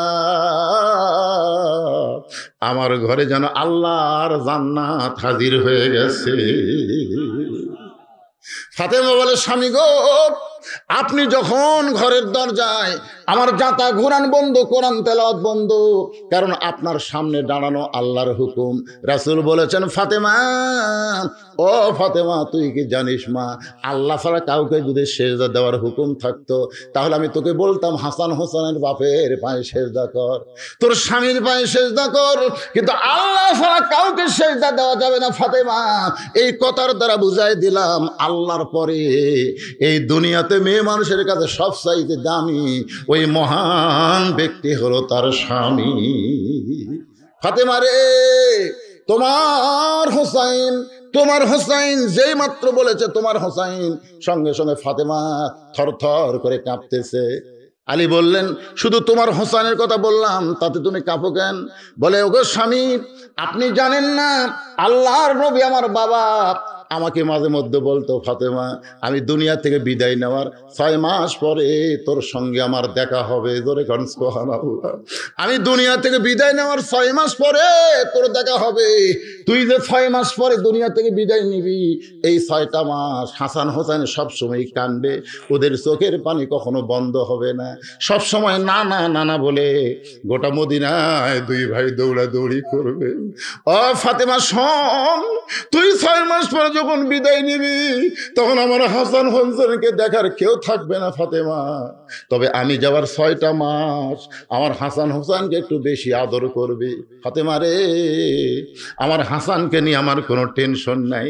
রাসূল বলতে, হাসান অবিকল আমার মতো, কিন্তু হাসান একটু জেদি। এই জেদি হওয়ার কারণে আমি রাসূল আমার জীবনের চাইতে হোসেনকে বেশি ভালোবাসি। নবী জীবনের চাইতে হোসেনকে বেশি ভালোবাসা কারণ হলো, হোসেন কারবালার প্রান্তরে নানার ইসলামকে জয়ী করার জন্যে তার নিজের জীবন উৎসর্গ করবে। যুবকেরা, মেসির ভক্ত না হইয়া, নেইমারের ভক্ত না হইয়া হাসান হোসেনের ভক্ত হও। বাতিলের সঙ্গে আপোষ করা চলবে না, বাতিলকে গ্রহণ করা যাবে না, হকের পক্ষে লড়াই করতে হবে। ধরে বলেন কথা ঠিক না? যে হযরত আলী বলতে তো, হোসাইন কতগুলো মেয়ে মানুষ দরজায় দাঁড়িয়ে আছে, তারা নাকি আপনার সঙ্গে দেখা করতে চায়। জি যাচ্ছি তো, সেটাই ঠিক আছে। আমার কাছে ঘড়ি নাই, এখন বাজতেছে 3:20। ভাইজান, এই মাদ্রাসা থেকে 5টা ছেলে 30 পারা কোরআনে হাফেজ হয়েছে। কয়টা ছেলে? 5টা ছেলে কি হবে? হাফেজ। তাদের মতো পাগড়ি পরানো হবে। তা আমি যখন ওয়াজ শুরু করছিলাম তখন তো আর্ধেকও লোক ছিল না, ঠিক কিনা? তা ওনারা চাচ্ছিল তখনই পাগড়ি দিবে। তাই আমি বললাম যে এই যে একটা ফসল, এই মাদ্রাসাতে মানুষ টাকা পয়সা দেয়, যার ফসল স্বরূপ 5টা ছেলে হাফেজ হয়েছে, তো এনাদেরকে দেখার লাগবে না, এই ধরনে তখন পাগড়ি না দিয়ে এখন যদি আমরা পাগড়ি দেই, আপনার কি ওটা বসা করবেন? কারা কারা উঠবেন না একটু আল্লাহ হাত দেখান তো দেখি। যারা যারা উঠবেন না তারা 2 হাত তুলে দেখেন। আপনি উঠবেন? তোলেন আপনি তো হাত নামান। এই পাগড়ি দেওয়া পর্যন্ত কেউ তো উঠবেন না, সবাই হাত তুলছেন ইনশাল্লাহ, আলহামদুলিল্লাহ। ভাই, ওনারা মনে করতেছিল যদি পাগড়ি দেওয়ার সময় লোকজন উঠে যায়, উঠবে কেন? কারণ সূরা আসরের 4টা বিষয় ওয়াজ হবে। ধরে কারণ কয় বিষয়? তার 2টার উপরে কেবল চলতেছে, ও আমিলুস সালেহা, পুরুষের নামাজ, মেয়েদের পর্দা। এরপরে অথবা সাওয়াবিল হকের উপরে গরম ওয়াজ, আমি কইনি ওটা শেষে হবে, ফাটাফাটি শেষে হবে। আগে ফাটাফাটি দিলে চারিদিক থেকে লোকজন এসে বদল হবে, বিপদ হতে পারে। এর জন্য শেষে তারপর অথবা সাওয়াবিল সবরের উপর আমরা ধৈর্য ধারণ করব, কারণ যতই বিপদ আসে করবেন কি, করার তো কিছু নেই ভাই। হ্যাঁ, এই জন্য ধৈর্যের উপরে 4টা বিষয় ইনশাল্লাহ ওয়াজ কমপ্লিট হবে। এতে যদি 4টা বাজে আপনাকে সমস্যা আছে? যদি কোনো কারণে 4:15 যায়, কি সমস্যা রে? একদিন আসর আমরা 4:15 পড়বো, সমস্যা আছে? আমি কিন্তু মনে করেন না তো ওয়াজ কম করবো। আমি 2টার সময় উঠতে পারতাম, 2টার সময়, কিন্তু না, আমি 2টার সময় উঠিনি, 1:30টার সময় উঠছি। কি জন্য উঠছি? বেশি ওয়াজ করার জন্য, যে এতদিন এলাকার কোনো জায়গাতে আসিনি, আজকে দিনের বেলা একটু প্রাণ ভরে একটা সাবজেক্ট ওয়াজ করে দেয়। ধরে কারণ ঠিক কিনা? একজনও নড়াফড়া করবেন না ভাই। এই 5টা বাচ্চাকে নিয়ে আসো বাবা, 5 জন কে রে? তারা কোথায়? আসো সোনার চাঁদের আসো, জনগণ তোমাদের দেখুক এই মাদ্রাসার ফসল। এই মাদ্রাসা মানুষ টাকা পয়সা দিয়ে তৈরি করে দিচ্ছে, আরো দান করবে। মাদ্রাসার আবার কলম তুলছে, আবার নতুন করে ছাত্র আটতেছে, এত অনেক ছাত্র হয়ে গেছে, যা ছাত্র কুলাচ্ছে না, বিল্ডিং করা লাগবে নতুন করে। এর উপরে কলম তুলছে, হ্যাঁ যে কলম তুলছে, আবার বিল্ডিং করা লাগবে। এই জন্য আপনারা দেখেন মাদ্রাসার ফসল দেখেন। আপনারা সকলে বলি মারহাবা। 5 জন হাফেজ, কুনুত, মাহমুদুল উলুম কওমি মাদ্রাসা থেকে এবার আপনাদের সামনে উপহার দেওয়া হলো। আপনারা তো অন্তর থেকে খুশি? আলহামদুলিল্লাহ। হাফেজ সাহেবদেরকে আল্লাহ জান্নাত দিবেন, আত্মীয় ওয়ারিসের মধ্যে 10 জনকে দেওয়ার সুপারিশ করার তৌফিক দিবেন, এবং যেখান থেকে তারা হাফেজ হলো এই প্রতিষ্ঠান যারা তৈরি করে দিয়েছে তাদেরকেও আল্লাহ জান্নাত দেবেন। জোরে কান সুবহানাল্লাহ। ভাইজান, এই মাদ্রাসা আপনারা সকলেই জানেন যে প্রাইমারির নিয়ে আজকে প্রাইমারির মাস্টারের কোনো টেনশন নেই, কারণ সরকার প্রতি মাসে তাদেরকে বেতন দেয়। প্রাইমারির ঘর দুয়ার করতে কোনোদিন টেনশন করা লাগে? আগে 1 তলা, এখন 3 তলা পর্যন্ত প্রাইমারির বিল্ডিং হচ্ছে। আর এই যে ছাত্ররা তালবে ইলম কোরআনের পাখিগুলো থাকে, সে মাদ্রাসা করা হচ্ছে। দেখেন ওপর দিকে কলম তোলা হয়েছে। তো এখন আপনারা দেখলেন যে ফসল দেখলেন, এই ফসলকে টিকে রাখতে হলে, মাদ্রাসা টিকে রাখতে হলে আমি তো ওয়াজ করবই, বাকি আলোচনা করবো। এই সুযোগেই যখন হাফেজ সাহেবদের দেখলেন, হাফেজ সাহেব তৈরির প্রতিষ্ঠান দিকে একটু নজর করে দেখেন, এবং দেখার পরে আপনাদের অন্তর থেকে যতটুকু সাধ্যে কুলায়, এখানে 10,000, 20,000, 30,000, 50,000 না, যায় যতটুকু পারবেন, কমপক্ষে 1 বস্তা 2 বস্তা করে সিমেন্টের টাকা এই মাদ্রাসা আপনার দান করবেন। ভাইজান, আপনারা আল্লাহর হস্তে সর্বোত্তম এই মাদ্রাসাকে টিকানোর জন্য, এই মাদ্রাসার মহব্বতে, কোরআনের মহব্বতে যাদের বাপ মা কবরে গেছে, রোহের মাগফিরাতে, মাদ্রাসায় 1,000 টাকা, 2 বস্তা সিমেন্টের টাকা কেউ যদি পারেন, একটু আল্লাহর হস্তে নগদ আমি চাচ্ছি, খালি বাকি কাগজ দিলে, এগুলো কি নগদ না বাকি? মাশাআল্লাহ, বড় ধরনের দান। লিল্লাহি তাকবীর। আলহাজ মোহাম্মদ আফসার আলী সাহেব, সভাপতি অত্র মাদ্রাসা, 50,000 টাকা ধরে পারেন মারহাবা। মাশাআল্লাহ, 50,000 টাকা তিনি দান করেছেন এই মাদ্রাসার জন্য। আল্লাহ তার দানকে কবুল করুক। সকলে বলে আল্লাহুম্মা আমিন। ওটা বসা করবেন না, কারণ এখনো যারা উঠবেন তারা মাদ্রাসার বিপক্ষে চলে যাবেন। কি জন্য? মাদ্রাসার কালেকশন হচ্ছে, মাদ্রাসার আদায় হচ্ছে। 5টা মিনিট একটু ধৈর্য ধরেন। আল্লাহর একজন বান্দি মোসাম্মাত রবিনা, রকিনা 500 টাকা নগদে করছে দান। আল্লাহ আমার মায়ের দানকে কবুল করেন। খালি স্লিপ পাচ্ছি, টাকা কিন্তু পাওয়া যায় নাই।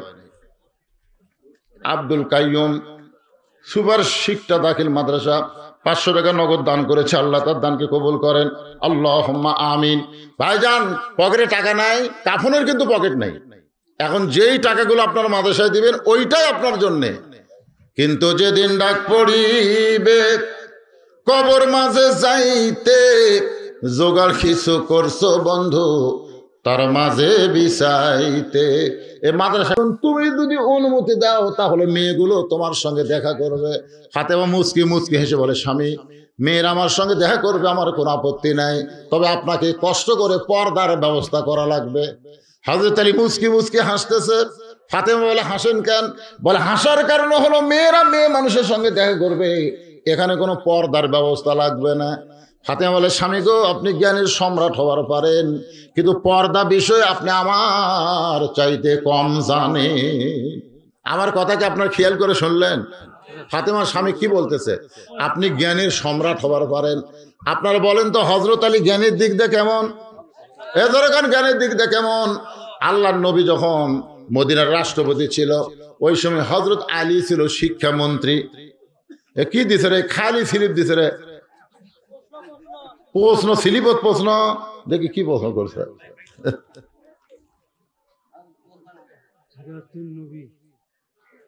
হায়াতুন নবী কত নম্বরে আছে? হায়াতুন নবী কিসের নম্বর?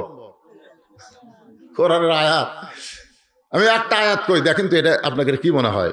ওয়ালা তাকুলু লিমান ইউকতালু ফি সাবিলিল্লাহি আমওয়াতুন বাল আহইয়াউ ওয়ালাকিন লা তাশউরুন। আল্লাহ বলতেছেন, আমার রাস্তায় যাদেরকে হত্যা করা হয়, আমার রাস্তায় যারা জীবন দেয়, তাদের দুনিয়া থেকে যখন চলে যাবে তাদেরকে তোমরা মৃত্যু বলবো না। আমি আল্লাহ বলতেছি তারা চিরজীবিত। এখন আপনাদের কাছে আমার প্রশ্ন হলো, আল্লাহ রাস্তায় নবী গেছে না কার রাস্তায়? তাহলে আল্লাহ রাস্তায় যদি শহীদ হয়, তাকে যদি মৃত্যু বলা নিষেধ করা হয়, শহীদের দাম বেশি না নবীর দাম বেশি? শুধু আমাদের নবী না, সমস্ত নবীর চাইতে আমাদের নবীর দাম অনেক বেশি। নবীর শানে মৃত্যু শব্দ বলা যাবে না, তবে ইন্তেকাল বলতে পারেন, ইন্তেকাল বলতে পারেন, নবী বিদায় হচ্ছে, কিন্তু নবীর শানে মৃত্যু বলা যাবে না। মৃত্যু বললে নবীর শানের বেয়াদবি হবে। একটু মনোযোগ দিয়ে কথা বল, ও ফতুয়া তালাশ করবেন না, নিজের ঈমানকে জিজ্ঞাসা করবেন, নিজের বিবেককে জিজ্ঞাসা করবেন। আল্লাহ রাস্তায় শহীদ হলে তাদেরকে যদি মৃত্যু বলা না যায়, তাহলে আমার নবীর শানে মৃত্যু বলা যাবে? বোঝেন না কেন? নিজের বিবেক সবচাইতে বড় আদালতের নাম কি? কোরআন হাদিস তো পরের, আগে বিবেক। যদি আপনার বিবেকই খারাপ হয়, কোরআন হাদিস আপনি বুঝবেন? এই জন্য আল্লাহ বলেছেন, খাতামাল্লাহু আলা কুলুবিহিম ওয়া আলা সামিহিম ওয়া আলা আবসারিহিম। যাদের বিবেক অন্ধ হয়ে গেছে, যতই দলিল দেন আর হবে না। কিন্তু দলিল ছাড়াও কিন্তু আমার আব্বা কয়ে সমানে ডাকতেছে, ধরে কোন ঠিক কিনা? আপনি যাকে আব্বা কন, এটা কি আপনার আসলেই বাপ? না না না না, যাকে আপনি বাবা বাবল ডাকতেছেন, এটা আপনার আসল বাপ? আমাকে না, আসল বাপই তো। তো কোনোদিন দলিল চাচ্ছেন? মা যখন দিন বলছেন, মা এটা যে আমার বাপ, তার একটা দলিল দাও তো। মা বলতেছে, শোন, তোর যদি মহব্বত হয় আব্বা ডাক, না হয় ডাকিস না, আমি দলিল দিয়ে তোকে বুঝাবার পারবো না। তো নবী যে হায়াতুর নবী, এটা যদি আপনাকে বিশ্বাস হয়, মহব্বত হয়, ডাকেন। দলিল খোঁজেন কেন? সব জায়গায় দলিল খোঁজা ঠিক না। দলিল খোঁজা ঠিক? হ্যাঁ, দলিল খুঁজবেন। নবী মরে গেছে, মরে গেছে, যাক। তাহলে আপনি বলেন তো, এই টুপি কার? এই টুপি কার? ইমাম মালিক একজন টুপিওয়ালা দাড়িওয়ালা মানুষকে হাত ধরে বলতেছে, চলো তুমি আমার বাড়ির চলো, তোমার মেহমানদারি করবো। তখন লোকটা বলে, হুজুর এত বড় আলেম হয়ে আপনি আমার মতো সাধারণ লোকের মেহমানদারি করবেন কেন? বলে, আমি তোমার যেদিকে তাকাই সেদিকে আমার নবীকে দেখতে পাই। জোরে কোন সুবহানাল্লাহ। হ্যাঁ, তুমি আমার নবীর সুন্নতকে জীবিত রাখছো, তার মানে নবী মরে নাই। নবী তোমার মহব্বতে, তোমার কলিজায়, তোমার আমলে জীবিত আছে। জোরে কোন কথা ঠিক কিনা? এখন যদি কোনো হিন্দু বলে যে আমি মুসলমান হব, কিন্তু মরা নবীর মোহাম্মদ রাসূলুল্লাহ কব না, খালি লা ইলাহা ইল্লাল্লাহ, লা ইলাহা ইল্লাল্লাহ, লা ইলাহা ইল্লাল্লাহ, মুসলমান হয়ে যাব, অত সোজা না। নবী দুনিয়াতে থাকতে যেমন গোটা কলেমা পড়ে মুসলমান হওয়া লাগছে, এখনো কেউ মুসলমান হলে গোটা কলেমা পড়ে মুসলমান হওয়া লাগে। জোরে ঠিক কিনা? আসানে যদি আল্লাহ থাকে, মোহাম্মদ রাসূলুল্লাহ আছে না নাই? জোরে কোন আছে না নাই? তো আল্লাহ আছে যতক্ষণ, নবী আছে শতক্ষণ। জোরে কোন সুবহানাল্লাহ। আল্লাহ হচ্ছে রব্বিল আলামিন, আর আমার নবী শুধু সেই সময় না, কিয়ামত পর্যন্ত হলো রাহমাতুল লিল আলামিন। সুবহানাল্লাহ। কর না কেন? যাই হোক, অত দলিল দিয়ে বোঝানোর দরকার নাই। মানলে মানেন, না মানলে না মানেন। আসেন, সেই কথা বলতেছিলাম, একটু খেয়াল করেন। ফাতেমা বলে, স্বামী গো, আপনি জ্ঞানের সম্রাট হবার পারেন, কিন্তু পর্দা বিষয় আমার চাইতে আপনি কম জানেন। আলীর একটু মন খারাপ হয়েছে। আলী কি কম জানে না বেশি জানে? কিন্তু ফাতেমা কি বলছে? পর্দা বিষয় আমার চাইতে কম জানেন। আপনি জ্ঞানের সম্রাট। আসলে হযরত আলী কিসের সম্রাট? আনা মাদিনাতুল ইলমি ওয়া আলী বাবুহা। আমি যে ইলমের শহর হই, রাসূল বলতেছেন আমার আলী হলো সেই শহরের দরওয়াজা। বাজান, হযরত ওমর ফারুক পর্যন্ত যখন উত্তর দেবার পারে নাই, সেই উত্তর হযরত আলী চিন্তা ভাবনা না করে সমানে দিয়ে দেয়। জেরুজালেমের ময়দানে যখন রাখাল উটের পিঠে চড়ে বসে আছে, আর হযরত ওমর রশি ধরে দাঁড়ায় আছে, জেরুজালেমের খ্রিস্টানেরা তো ওমরকে চেনে না। রাখালকে ওমর মনে করে চকিয়ানি উটের গায়ের সঙ্গে লাগায় বলতেছে, আমিরুল মুমিনিন, এই চোখের উপরে পা দেন। তারপরে একজন হামাগুড়ি দিয়ে বলতেছে, আমার পিঠের উপরে পা দিয়া আপনি আস্তে করে সম্মানের সঙ্গে নামেন। রাখাল কান্দের বলে, রে জেরুজালেমের লোকেরা, আমাকে ওমর মনে করে সম্মান করো, কিন্তু আমি কিন্তু ওমর না। নিচে রশি নিয়ে যিনি দাঁড়ায় আছে, তিনিই হলেন হযরত ওমর। সমস্ত খ্রিস্টান বলে, এটাই যদি ইসলাম হয়, তাহলে আর আমরা খ্রিস্টান থাকবো না, আমরা ওমরের দলে যোগ দিলাম। সমস্ত খ্রিস্টান যখন মুসলমান হলো, তখন একজন বেকা সে মুসলমান হয় নাই। এখানে অনেক আল্লাহর বান্দা আছে যারা ওয়াজ শুনবে, কিন্তু এক ওয়াক্ত নামাজ পড়বি না। জোরে কোন কথা ঠিক কি না? আপনার বলেন তো, এরা সোজা না বেকা? দৌড় মারছে পাদ্রির কাছে। কি করবেন? দরবারের মধ্যে কোনো লাভ নাই। হাজার হাজার খ্রিস্টান আজকে ওমরের দলে ভর্তি হয়ে গেল। পাদ্রি দৌড়ে এসে বলে, ওমর, আমিও মুসলমান হব। ওমর ফারুক বললেন ঠিক আছে কলমা পড়েন। পাদ্রী বলতেছেন 4টা প্রশ্ন করব, উত্তর দিবার পারলে মুসলমান। 1 নম্বর প্রশ্ন হলো, 2 ভাই একই সঙ্গে জন্মগ্রহণ করছে, আবার বহু বছর পরে একসঙ্গে 2 ভাই মৃত্যুবরণ করলো, কিন্তু এক ভাইয়ের চাইতে 100 বছরের বড়। এই 2 ভাইয়ের নাম বলতে হবে। ওমর 2 নম্বর প্রশ্ন হলো, পৃথিবীর এমন কোন জায়গা সূর্যের আলো একবার পড়েছে কিয়ামত পর্যন্ত পড়বে না, ওই জায়গার নাম বলতে হবে। 3 নম্বর প্রশ্ন হলো, এমন কোন কবর জীবিত, লাশটাও জীবিত, কবর এবং লাশের নাম বলতে হবে। পাদ্রী কয়, ওমর আমার 4 নম্বর প্রশ্ন হলো, পৃথিবীর এমন কোন কারাগার কয়দিন নিঃশ্বাস নিবার পারে না তারপরেও জীবিত থাকে। ওমর ফারুক বলে, পাদ্রী ভাই এমন প্রশ্ন আমি জীবনেও শুনিনি, উত্তর দেবর কোত্থেকে? যখন হযরত ওমর উত্তর দেবার পারলো না, চলে আসলো মদিনায়। আলীর সঙ্গে যখন দেখা, আলী বললেন, ইয়া আমিরুল মুমিনিন, জেরুজালেমের খবর কি? ওমর ফারুক বললেন, সব খ্রিস্টান মুসলমান হয়ে গেছে, কিন্তু একটা পাদ্রী মুসলমান হলো না।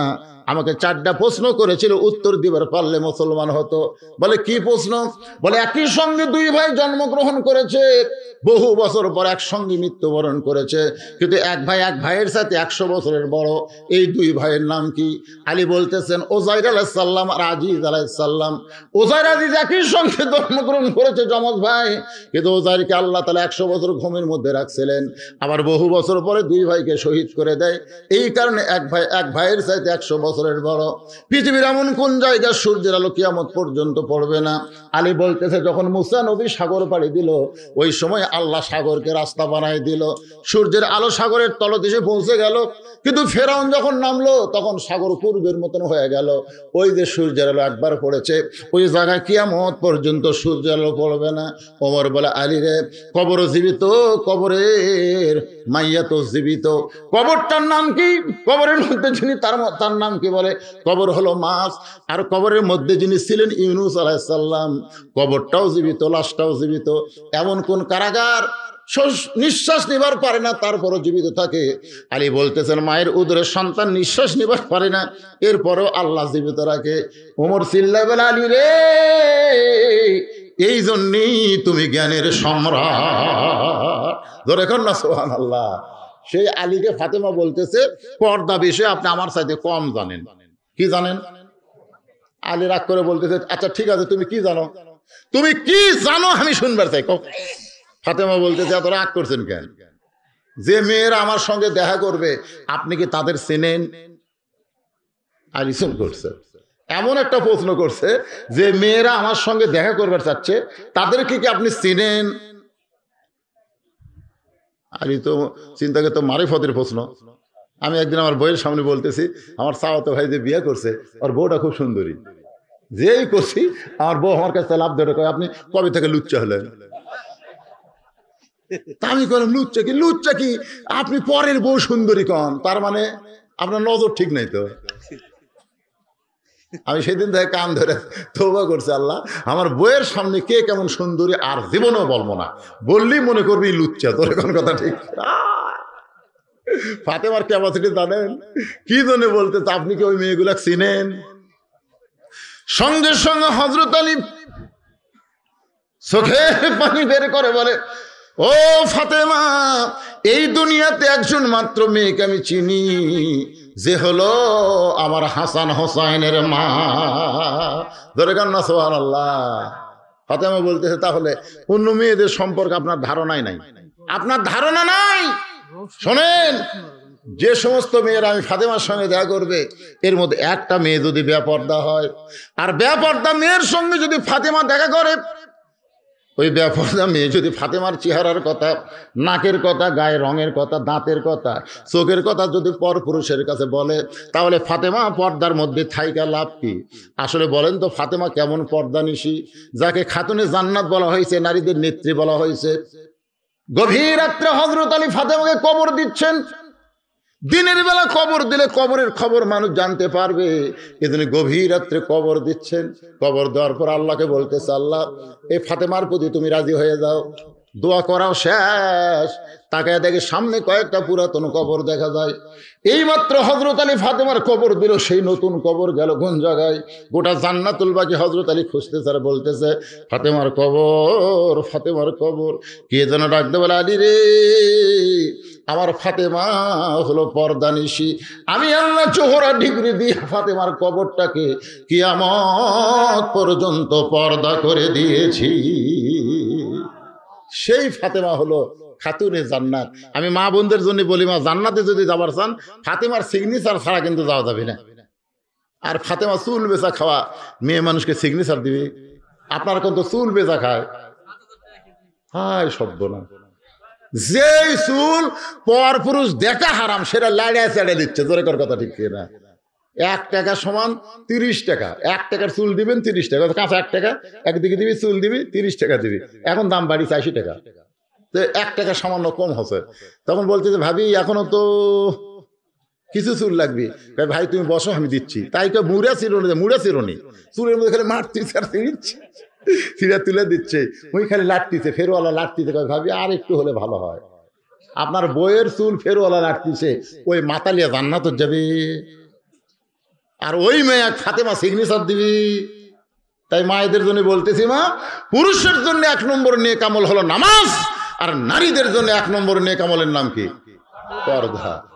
দেশে আইলো কলিকাল, ভেড়া চাটে বাঘের গাল, আসল কথা ধরলে তোমায় মারবে রে, আসল কথা বললে তোমায় জেলে দিবে রে।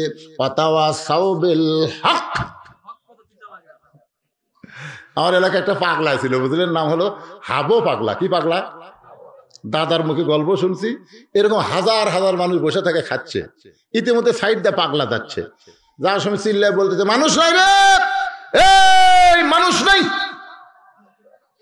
কিরে, হাজার হাজার মানুষ খায় আর ওই কয় মানুষ নাই। তা খাওয়া বাদ দিয়ে একজন দৌড়া পাগলার কাছে গেছে, যাই বলতেছে, কে রে ভাই, তুই যে কইলি মানুষ নাই রে, এতগুলা মানুষ খাচ্ছে মানুষ নাই, খালি তুই কয়ে দেখ, তাহলে তুই বল, পিটুন খাবি। কিন্তু আমি বললে কেউ কিন্তু বলতেছে না, সবাই মনে করতেছে পাগলে কি লাগায়, ছাগলে কি না খায়। কয় ভাই আমি একটু জানবার চাই, মানুষ নাই কেমনে? জানলে তো হবি না রে, দেখা লাগবি। কেমনে? সাইডে চ। তো সাইডে যায়, পাগলা এরকম হাঁটালক করছে, ওই বগলের তলটা তাকায় দেখে ওই হাজার হাজার মানুষের মধ্যে 15-20 জন মানুষ, আর বাদ বাকি সব শিয়াল কুত্তে। তখন বলতেছে, ভাই কি দেখলাম? তখন পাগল কয়, জবান বন্ধ, জবান বন্ধ, যা দেখছিস বলা যাবি না, বললি পিটুন খাবি। আজকে বাংলাদেশে আমরা যা দেখতেছি, মানুষ নাই রে, মানুষ নাই, কিন্তু বলা যাবি না, বললি জেলত তুলবি। তোর এখন কথা ঠিক না? এজন্য একটা গান গাইতেছি, দেশে আইলো কলিকাল, ভেড়া চাটে বাঘের গাল। ভেড়া চাটে কার গাল? এখন ভারতের হিন্দু ভেড়ারা আমরা মুসলমানের বাঘের গাল চাটতিছে। ধরে কোন কথা ঠিক না?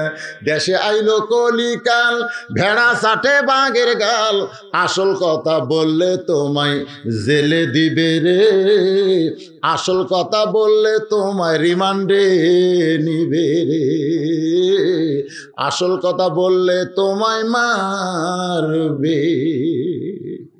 ফাতাওয়া সাবিল হক, হক কথা বলতে হবে, হক পথে চলতে হবে। বর্তমানে সবচাইতে বড় হক কথা হলো, মানুষ কোরআনের ওয়াজ শোনে কিন্তু কোরআন মোতাবেকে চলে না। এটা কি ভুয়া কথা না হক কথা? এটা কি হক? সবচাইতে বড় হক কথা হলো, স্বামীর কথা বয়ে শোনে না। স্বামী সামনে কাতারে সারে নামাজ পড়ে, কি পরেজগার স্বামী, 5 ওয়াক্ত নামাজ তাকবীরের সাথে পড়ে, ওই স্বামী বাড়ি যা দেখে ঘরের মধ্যে থেকে হিন্দুকের পূজার বাদ্য লো করে বাজতেছে। কে রে, আমার বাড়ি হিন্দুকের পূজার বাদ্য কেন? যা দেখে বউ স্টার জলসা দেখতেছে। ওই সময় হক কথা বলার দরকার আছে নাই? কথা কোন আছে না? আমি মুসলমান, সামনে কাতারে নামাজ পড়ি, আমার বাড়িতে হিন্দুর পূজার বাদ্য বাজতে দিব না। বলছেন কোন দিন? না হুজুর, হক কথা বললে বউ থাকবি না। আরে পাগলা, বউ একটা গেলে আর একটা পাওয়া যাবে। তোর এখন কথা ঠিক না? কিন্তু ইমান যদি একবার চলে যায় ভাইজান, হক কথা বহু বলা যাবে, কিন্তু সময়ের দিকে খেয়াল করে আমি সব কিছু আপনাদের সামনে বলতে পারলাম না। তবে একটু খেয়াল করবেন, সবচাইতে বড় হক কথা হলো, ইমানের দাবি যদি কোরবানি হয়, সেই দাবি ঘরে। গজলটা পুরোপুরি শোনেন, হকের ওয়াজ শুনবেন না। ইমানের দাবি যদি কোরবানি হয়, সেই দাবি ঘরে বসে থাকা নয়। ইমানের দাবি হলো কিছু বিনিময়। কি বিনিময়? ইমানের দাবি হলো কিছু বিনিময়, সেই বিনিময় যদি জেল জুলুম হয়। ইমানের দাবি হলো কিছু বিনিময়, সেই বিনিময় যদি কলিজার ঘাম হয়। সেই ঘাম দিতে যেন তৈরি থাকি, ওগো দয়াময় আমার আল্লাহ দয়াময়। এ যুবকেরা, এবার যে টানটা দেবে একটু খেয়াল করবা। ইমানের দাবি হলো অগ্নিশিখা, বাতিলের বিরুদ্ধে জ্বলতে শিখা। না বাতিলের সঙ্গে আপোষ করা, বাতিলের বিরুদ্ধে জ্বলা না আপোষ করা। সে আগুনে জ্বলে জ্বলে, সে আগুনে জ্বলে জ্বলে দিব ইমানের পরিচয়। ইমানের দাবি শুধু আলু আবাদ নয়। ইমানের দাবি খেলে আলু আবাদ করা? আপনারা জানেন কতদিন রাত্রে এই আলুর বাগুড়ের মধ্যে আমি ঘুম পাড়ছি জানেন? ওয়াজ করে যাচ্ছি, বউ বলতেছে এখন বাড়িতে আসেন না। পুলিশ কিন্তু 11টায় ঘুরতেছে, বাড়ি আশেপাশে পুলিশ কটাতে ঘুরতেছে? 11টায় ঘুরতেছে। আমি কই কে রে? আমি কয় নম্বর চোর রে? আমি কি চুরি করছি? আমি হিরোইন বেচা খাই না গাঁজা বেচা খাই, আমার বাড়ির পুলিশ ঘোরে কেন? তখন গাড়ির কম্বল আছে, বাড়ির সাথে দেখেন ওই কম্বল পরে আপনাকে আলুর বাগুড়ের মধ্যে ঘুম পাড়ছি ভাই রে। ইমানের দাবি যদি, ইমানের দাবি যদি কুরবানি হয়, সেই দাবি শুধু ঘরে ঘুমানো নয়। গারে সুরের মধ্যে নবী যদি আত্মগোপন করতে পারে, সবচাইতে বড় হক কথা হলো শুধু বাড়ি থাকলে হবে না, বাতিলের বিরুদ্ধে লড়াই করা লাগবে। ধরে বলেন ঠিক কি না? এই হক পথে যখন চলবেন তখন আল্লাহ কোরআনে বললেন, ওয়ালা নাবলুওয়ান্নাকুম বিশাইয়্যিম মিনাল খাউফি ওয়াল জুই ওয়া নাকসিম মিনাল আমওয়ালি ওয়াল আনফুসি ওয়াস সামারাতি ওয়াবাশশিরিস। এই শেষ ধাপটা মনোযোগ দিন। ওয়াবাশশিরিস সাবিরিন ওয়াতাওয়াসাবিস সবর। কি সবর? না না, এই তো মায়ের প্রথম বাচ্চা হবে, এখনো বাচ্চা হয়নি, বিয়ে শাদী আছে, মেয়ের বাচ্চা হবে, মেয়ের বাচ্চা হবে। বাচ্চা হবে বোঝেন, যারা মা তারা বোঝে। এখনকার মায়েরা তো সামান্য স্বামী কয় এই কান্দিস না কান্দিস না, তোকে আমি সিজার করা মজা। আপনারা জানেন 3টা জিনিস আমি খেয়াল করে দেখছি, ডাক্তারের বউ কোনোদিন সিজার করে না।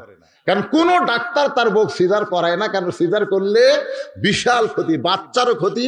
কারণ বাচ্চার সময়ের আগে সিজার করে পেট কাটা বার করে। এখনো নর্মালি হবি 2 দিন পর, কিন্তু তার আগে পেট কাটা বার করে বেঁকা হয়ে আসে, তেড়া হয়ে আসে, ই তো লেভেল পজিশনে নাই, টাকা খাওয়ার বুদ্ধি, বোঝেন না? একটা ডাক্তারের বউ সিজার করে না, কোনো মৌলবীর বাড়িতে মিলাদ হয় না। আপনার খেয়াল করে দেখবেন, ডাক্তারের বউ সিজার করে না, আর মৌলবীর বাড়িতে কি হয় না? মিলাদ হয় না। কোন মৌলবী আমি দেখিনি আজ পর্যন্ত কোনো মৌলবীর বাড়িতে মিলাদ হচ্ছে, কারণ মৌলবীরা মানে মিলাদ একটা ফাও জিনিস, খামা খাইটা করে লাভ কি। তবে পরের বাড়ি তারা পড়ে খাওয়ার ধান্দা, কিন্তু মৌলবীর বাড়িতে হয় না। আর 3 নম্বর হলো পীরের বউ কোনোদিন মুরিদ হয় না। আপনারা খেয়াল করে দেখবেন একটা পীরের বউ মুরিদ হয়নি, কারণ পীরের বউ জানে পীর হচ্ছে আমার 1 নম্বর লুচ্চে। মাঝে মধ্যে মুরিদের বইয়ের দিকে চোখ মারে, এই শালার হাতে মুরিদ কে হয়। তাহলে কয়টা জিনিস খেয়াল করলেন? 1 নম্বর হল ডাক্তার বউ সিজার করা লাগে না, 2 নম্বর মৌলবীর বাড়িতে মিলাদ হয় না, পীরের বউ মুরিদ হয় না। ঠিক না? অথচ নবীর হাতে সর্বোত্তম খাদিজা ঈমান গ্রহণ করছে। কেন করছে? কারণ নবীর ভিতরেও যা বাড়াও তাই। আর আমাদের পীরের ভিতরে ভিতরে শয়তানি বাড়িয়া হুজরে নিজের কোন কথা ঠিক করে একটা শালা পীর। এই জন্য আপনারা কোনোদিন পীর ধরবেন না, আপনারা নবী ধরবেন। আতিউল্লাহ ওয়া আতিউর রাসূল, জোরে কোন কথা ঠিক কিনা? আপনারা নবী ধরবেন, আল্লাহকে পাওয়ার গেলে নবী ধরবেন, একমাত্র নবী ছাড়া। শোনো, হক্কানি পক্কানি বাদ দেন। রাসূল যাওয়ার সময় বলে গেছে 2টা জিনিস তোমরা ধরো, আঁকড়ে ধরো, একটা হলো কোরআন আর একটা হলো আমার সুন্নাত। কিসের হক্কানি? হক্কানি খেলার পাশে ঘুরে দেখেন, 2 দিন ঘুরে দেখবেন 1 নম্বর শয়তানি। কিসের হক্কানিরা? তবে একটা কথা আছে, সেটা বলবো। সেটা আল্লাহ বলেছেন, ইয়া আইয়ুহাল্লাযীনা আমানুত্তাকুল্লাহা ওয়া কুনু মা'আস সাদিকিন। রে ইমানদারেরা, তোমাদের ভিতরে যদি আল্লাহর ভয় ধরে রাখতে চাও, তাহলে একজন সাদিকিন বান্দার সাথী হও। এই সাদিকিন কারা? ভিতরে না বাহিরে যারা?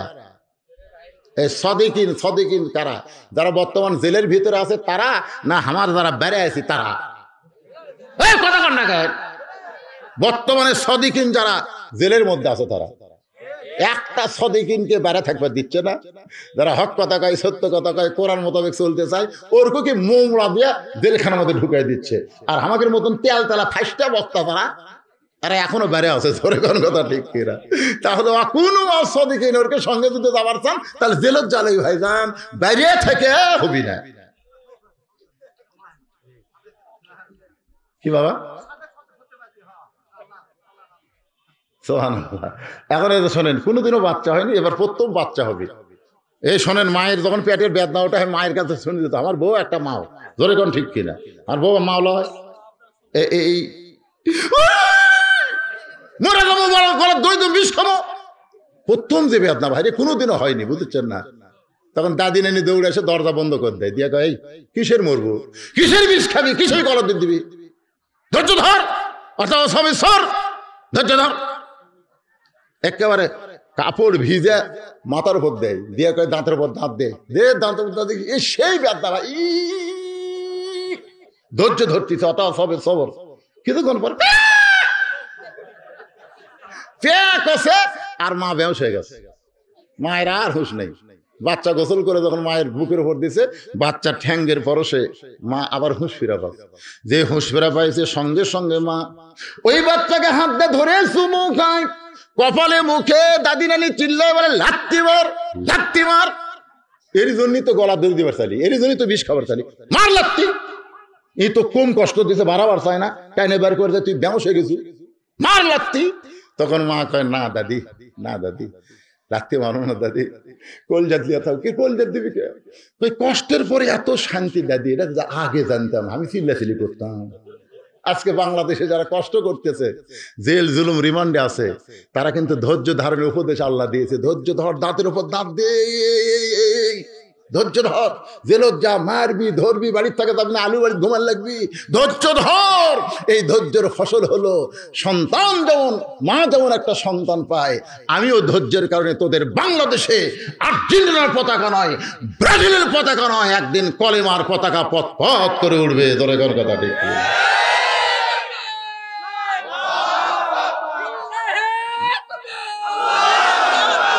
আল কোরআনের আলো সব জায়গায় জালো। আমি সেই কোরআনের ছোট্ট একটা সূরা আসর থেকে আপনাদের সামনে দীর্ঘ সময় আলোচনা করলাম। ভাই দিনের মাহফিল ওয়াজ কম হয়নি রে সোনার চান। আমি কিন্তু 1:30টার সময় উঠছি, 2:15 বাজে গেছে ভাই, একেবারে 2.5-3 ঘন্টা ওয়াজ করছি। কয় ঘন্টা? এখনের বক্তারা ঘড়ি ধরে 1 ঘন্টায় করে না। এই জন্য পারলে আপনারা দিনে ওয়াজ করবেন, দিনে ওয়াজ করলে খুব ভালো হয়। ক্ষতিও নাই, বাতি টাতি লাগে না, কারেন্ট ধান্দা নেই, সব ভালো, সব দিক দিয়ে ভালো। শীতও নাই, মেয়ে মানুষের কোনো চিন্তা নেই। রাত্রে কিন্তু মিস কল মারে, রাত্রে কি মারে? মিস কল মারে। যুবক যুবতীরা মিস কল মারে। এই মিস কল মারা দিনও থবি না। জোরে কোন কথা ঠিক কিনা? সবাই দেখতে পাচ্ছি মিস কল করতে মারবে। সুবহানাল্লাহ। মানুষকে কম হচ্ছে, আলহামদুলিল্লাহ, সব দিক দিয়ে সাকসেসফুল। ভাই মোনাজাতটা করি ভাই, সবাই বসেন ভাই, সবাই বসেন, আল্লাহর রাস্তায় বসেন। আস্তাগফিরুল্লাহ রাব্বি মিন কুল্লি যামবি ওয়া আতুবু ইলাইহি লা হাওলা ওয়ালা কুওয়াতা ইল্লা বিল্লাহিল আলিয়্যিল আযীম। আল্লাহুম্মা আমিন। হে আল্লাহ, তোমার মাদ্রাসাকে কেন্দ্র করে 5টা হাফেজের মাথায় পাগড়ি দেওয়ার নিয়তে আজকের এই মাহফিল, আল্লাহ দিনের সমস্ত কর্মব্যস্ততা বাদ দিয়া আল্লাহ তোমার মহব্বত কলিজার মধ্যে নিয়ে এই জান্নাতের বাগানে বসে বসে যারা আলোচনা শুনলো, সূরা আসর থেকে 4টা বিষয় আমি আলোচনা করলাম। আল্লাহ মেহেরবানি করে আজকের মাহফিল আমাদের সকলের হেদায়েতের জন্য, নাজাতের জন্য, জান্নাতের জন্য কবুল করো। এই মাহফিলের শুরু থেকে শেষ পর্যন্ত যত আলোচনা হয়েছে আল্লাহ, এর মধ্যে যদি ত্রুটি হয়, ভুল হয়, মাফ করে দাও। এর যা হাদিয়া মঞ্জুর করো। সোনার মদিনায় নবী পাকের রওজা মোবারকে কবুল করে নাও। তামাম আম্বিয়া কিরাম, আসহাবে কেরাম, তাহবিন কেরাম, তাবা তাহবিন কেরাম, তামাম পৃথিবীর মাটির নিচে যত মুমিন মুমিনাত শুয়ে আছে আল্লাহ, সকলের আরওয়াফে হাদিয়া কবুল করো। আল্লাহ, আমরা যারা হাত তুলেছি আল্লাহ, আমাদের জনম দুঃখনী মা বাবা যাদের কবরে চলে গেছে আল্লাহ, মেহেরবানি করে বাপার কবর জান্নাতের টুকরা বানিয়ে দাও। আল্লাহ, আমাদের মুরব্বী দাদাদি নানা নাতি শ্বশুর শাশুড়ি যাদের কবরে গেছে আল্লাহ, কবরবাসীদের মাফ করে দাও আল্লাহ। তোমার নবীর এতিম মাদ্রাসা কোরআন মহব্বত করে যারা আজকে নগদে বাকিতে দান করেছে আল্লাহ, সকলের দানগুলোকে জান্নাতের বিনিময় হিসেবে কবুল করে নাও আল্লাহ। এই মাদ্রাসার সভাপতি, মাদ্রাসার সহসভাপতি, মাদ্রাসার সেক্রেটারি, মাদ্রাসার দাতা সদস্য আল্লাহ, মাদ্রাসার দিকে সর্বাত্মক নজর যারা দেয় আল্লাহ, তাদের সকলকেই জান্নাতি কবুল করে নাও আল্লাহ।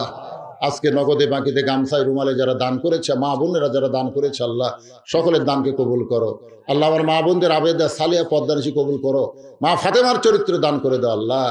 আমি সহ আমরা যারা অসুস্থ অবস্থায় হাত তুলেছি আল্লাহ, আমাদের সবাইকে সুস্থতা দান করে দাও আল্লাহ। 5 ওয়াক্ত নামাজ যুবকদেরকে আদায় করার তৌফিক দাও আল্লাহ। বুড়াকালের শৈশবকালের কোনো হিসাব নেবে না আল্লাহ, খালি যৌবনের হিসাব নেবে বাবা। তাই যৌবন বয়সটা শয়তানকে না দিয়ে আল্লাহর ইবাদতের মধ্যে আল্লাহ কবুল করে নাও আল্লাহ। আল্লাহ, আজকের মাহফিলের সভাপতি সহসভাপতি কবুল করো আল্লাহ। যারা সর্বাত্মক চেষ্টা করে আজকের মাহফিল আয়োজন করেছে আল্লাহ, তাদের সকলকে মাফ করে দাও আল্লাহ। মাদ্রাসার মোহতামি, মাদ্রাসার ওস্তাদ, মাদ্রাসার তালবে ইলম যাদের মাথায় পাগড়ি পরানো হলো, হক্কান হাফেজ আলেম হিসেবে কবুল করো আল্লাহ। প্রতি বছর মাদ্রাসা থেকে এমন করে হাফেজ যেন বের হয়, এমন ইমানি শক্তি আল্লাহ আমাদেরকে দান করে দাও, এমন তৌফিক আমাদেরকে দান করে দাও আল্লাহ। এলাকার সমস্ত মানুষকে মাদ্রাসার মাহেল বানায় দাও, মাদ্রাসার হিতাকাঙ্ক্ষী বানায় দাও আল্লাহ। আমাদের সবগুলো মাফ করে মৃত্যুর সময় আমাদের জবানে জারি করে দিও লা ইলাহা ইল্লাল্লাহু মুহাম্মাদুর রাসূলুল্লাহ সাল্লাল্লাহু আলাইহি সাল্লাম। আসসালামু আলাইকুম ওয়া রাহমাতুল্লাহি ওয়া বারাকাতুহু। হ্যালো, এক মিনিট। আল্লাহ পাকে যেটা মাখলুক, আল্লাহ পাক যারা সৃষ্টি করেছেন, মাখলুক যেটা একমাত্র খালেক হচ্ছে আল্লাহ। খালেকে আল্লাহ হলো হাইউল কাইয়ুম। আল্লাহ কি হাইউল কাইয়ুম, আর আল্লাহ নবী কি মাখলুক। আল্লাহ নবীর মৃত্যু হয়েছে, তবে প্রত্যেকটা রূপে কবরে জিন্দা করা হয়েছে। আমাদের কবরের বাসিন্দা আর আল্লাহর বাসিন্দা পৃথক। প্রত্যেককে কুল্লু নাফসিন যায়কাতুল মউত, যারা খালেক, যাদেরকে আল্লাহ সৃষ্টি করেছেন, সবাই মৃত্যু স্বাদ গ্রহণ করে কবরে গেছে। তবে আল্লাহর নবীর মৃত্যুটা একটু আলাদা। কি কথা পরিষ্কার বুঝতে পারছেন? এই নিয়ে আল্লাহর নবী নূরের তৈরি না মাটির তৈরি, এই লাইনে আমরা চিন্তা করবো না। আমরা দিন আল্লাহ পাকে দিন আল্লাহর নবী কি করেছে, আল্লাহর নবী কি বলেছেন, আপনারা দয়া করে এই কাজটা করবেন। আল্লাহ নবী বলেছেন যে আমি এবং আমার সাহাবীরা যা করেছেন, তোমরা নারীর চাপকে আটকে ধরো, তোমরা বিভ্রান্ত হবে না। আর বাচ্চা গেলে বিভ্রান্ত হয়ে যাবে। আল্লাহ নবী যারা করেছেন আমরা সেবা করবো। আল্লাহ নবী জিন্দা না মৃত্যু, আল্লাহ মাটির না নূরের, এগুলোর কোনো জানার দরকার নাই। আসসালামু আলাইকুম ওয়া রাহমাতুল্লাহি ওয়া বারাকাতুহু। আলহামদুলিল্লাহ, এখন আসলে আযান হবে, আসলে আযানের পরে জামাত হবে।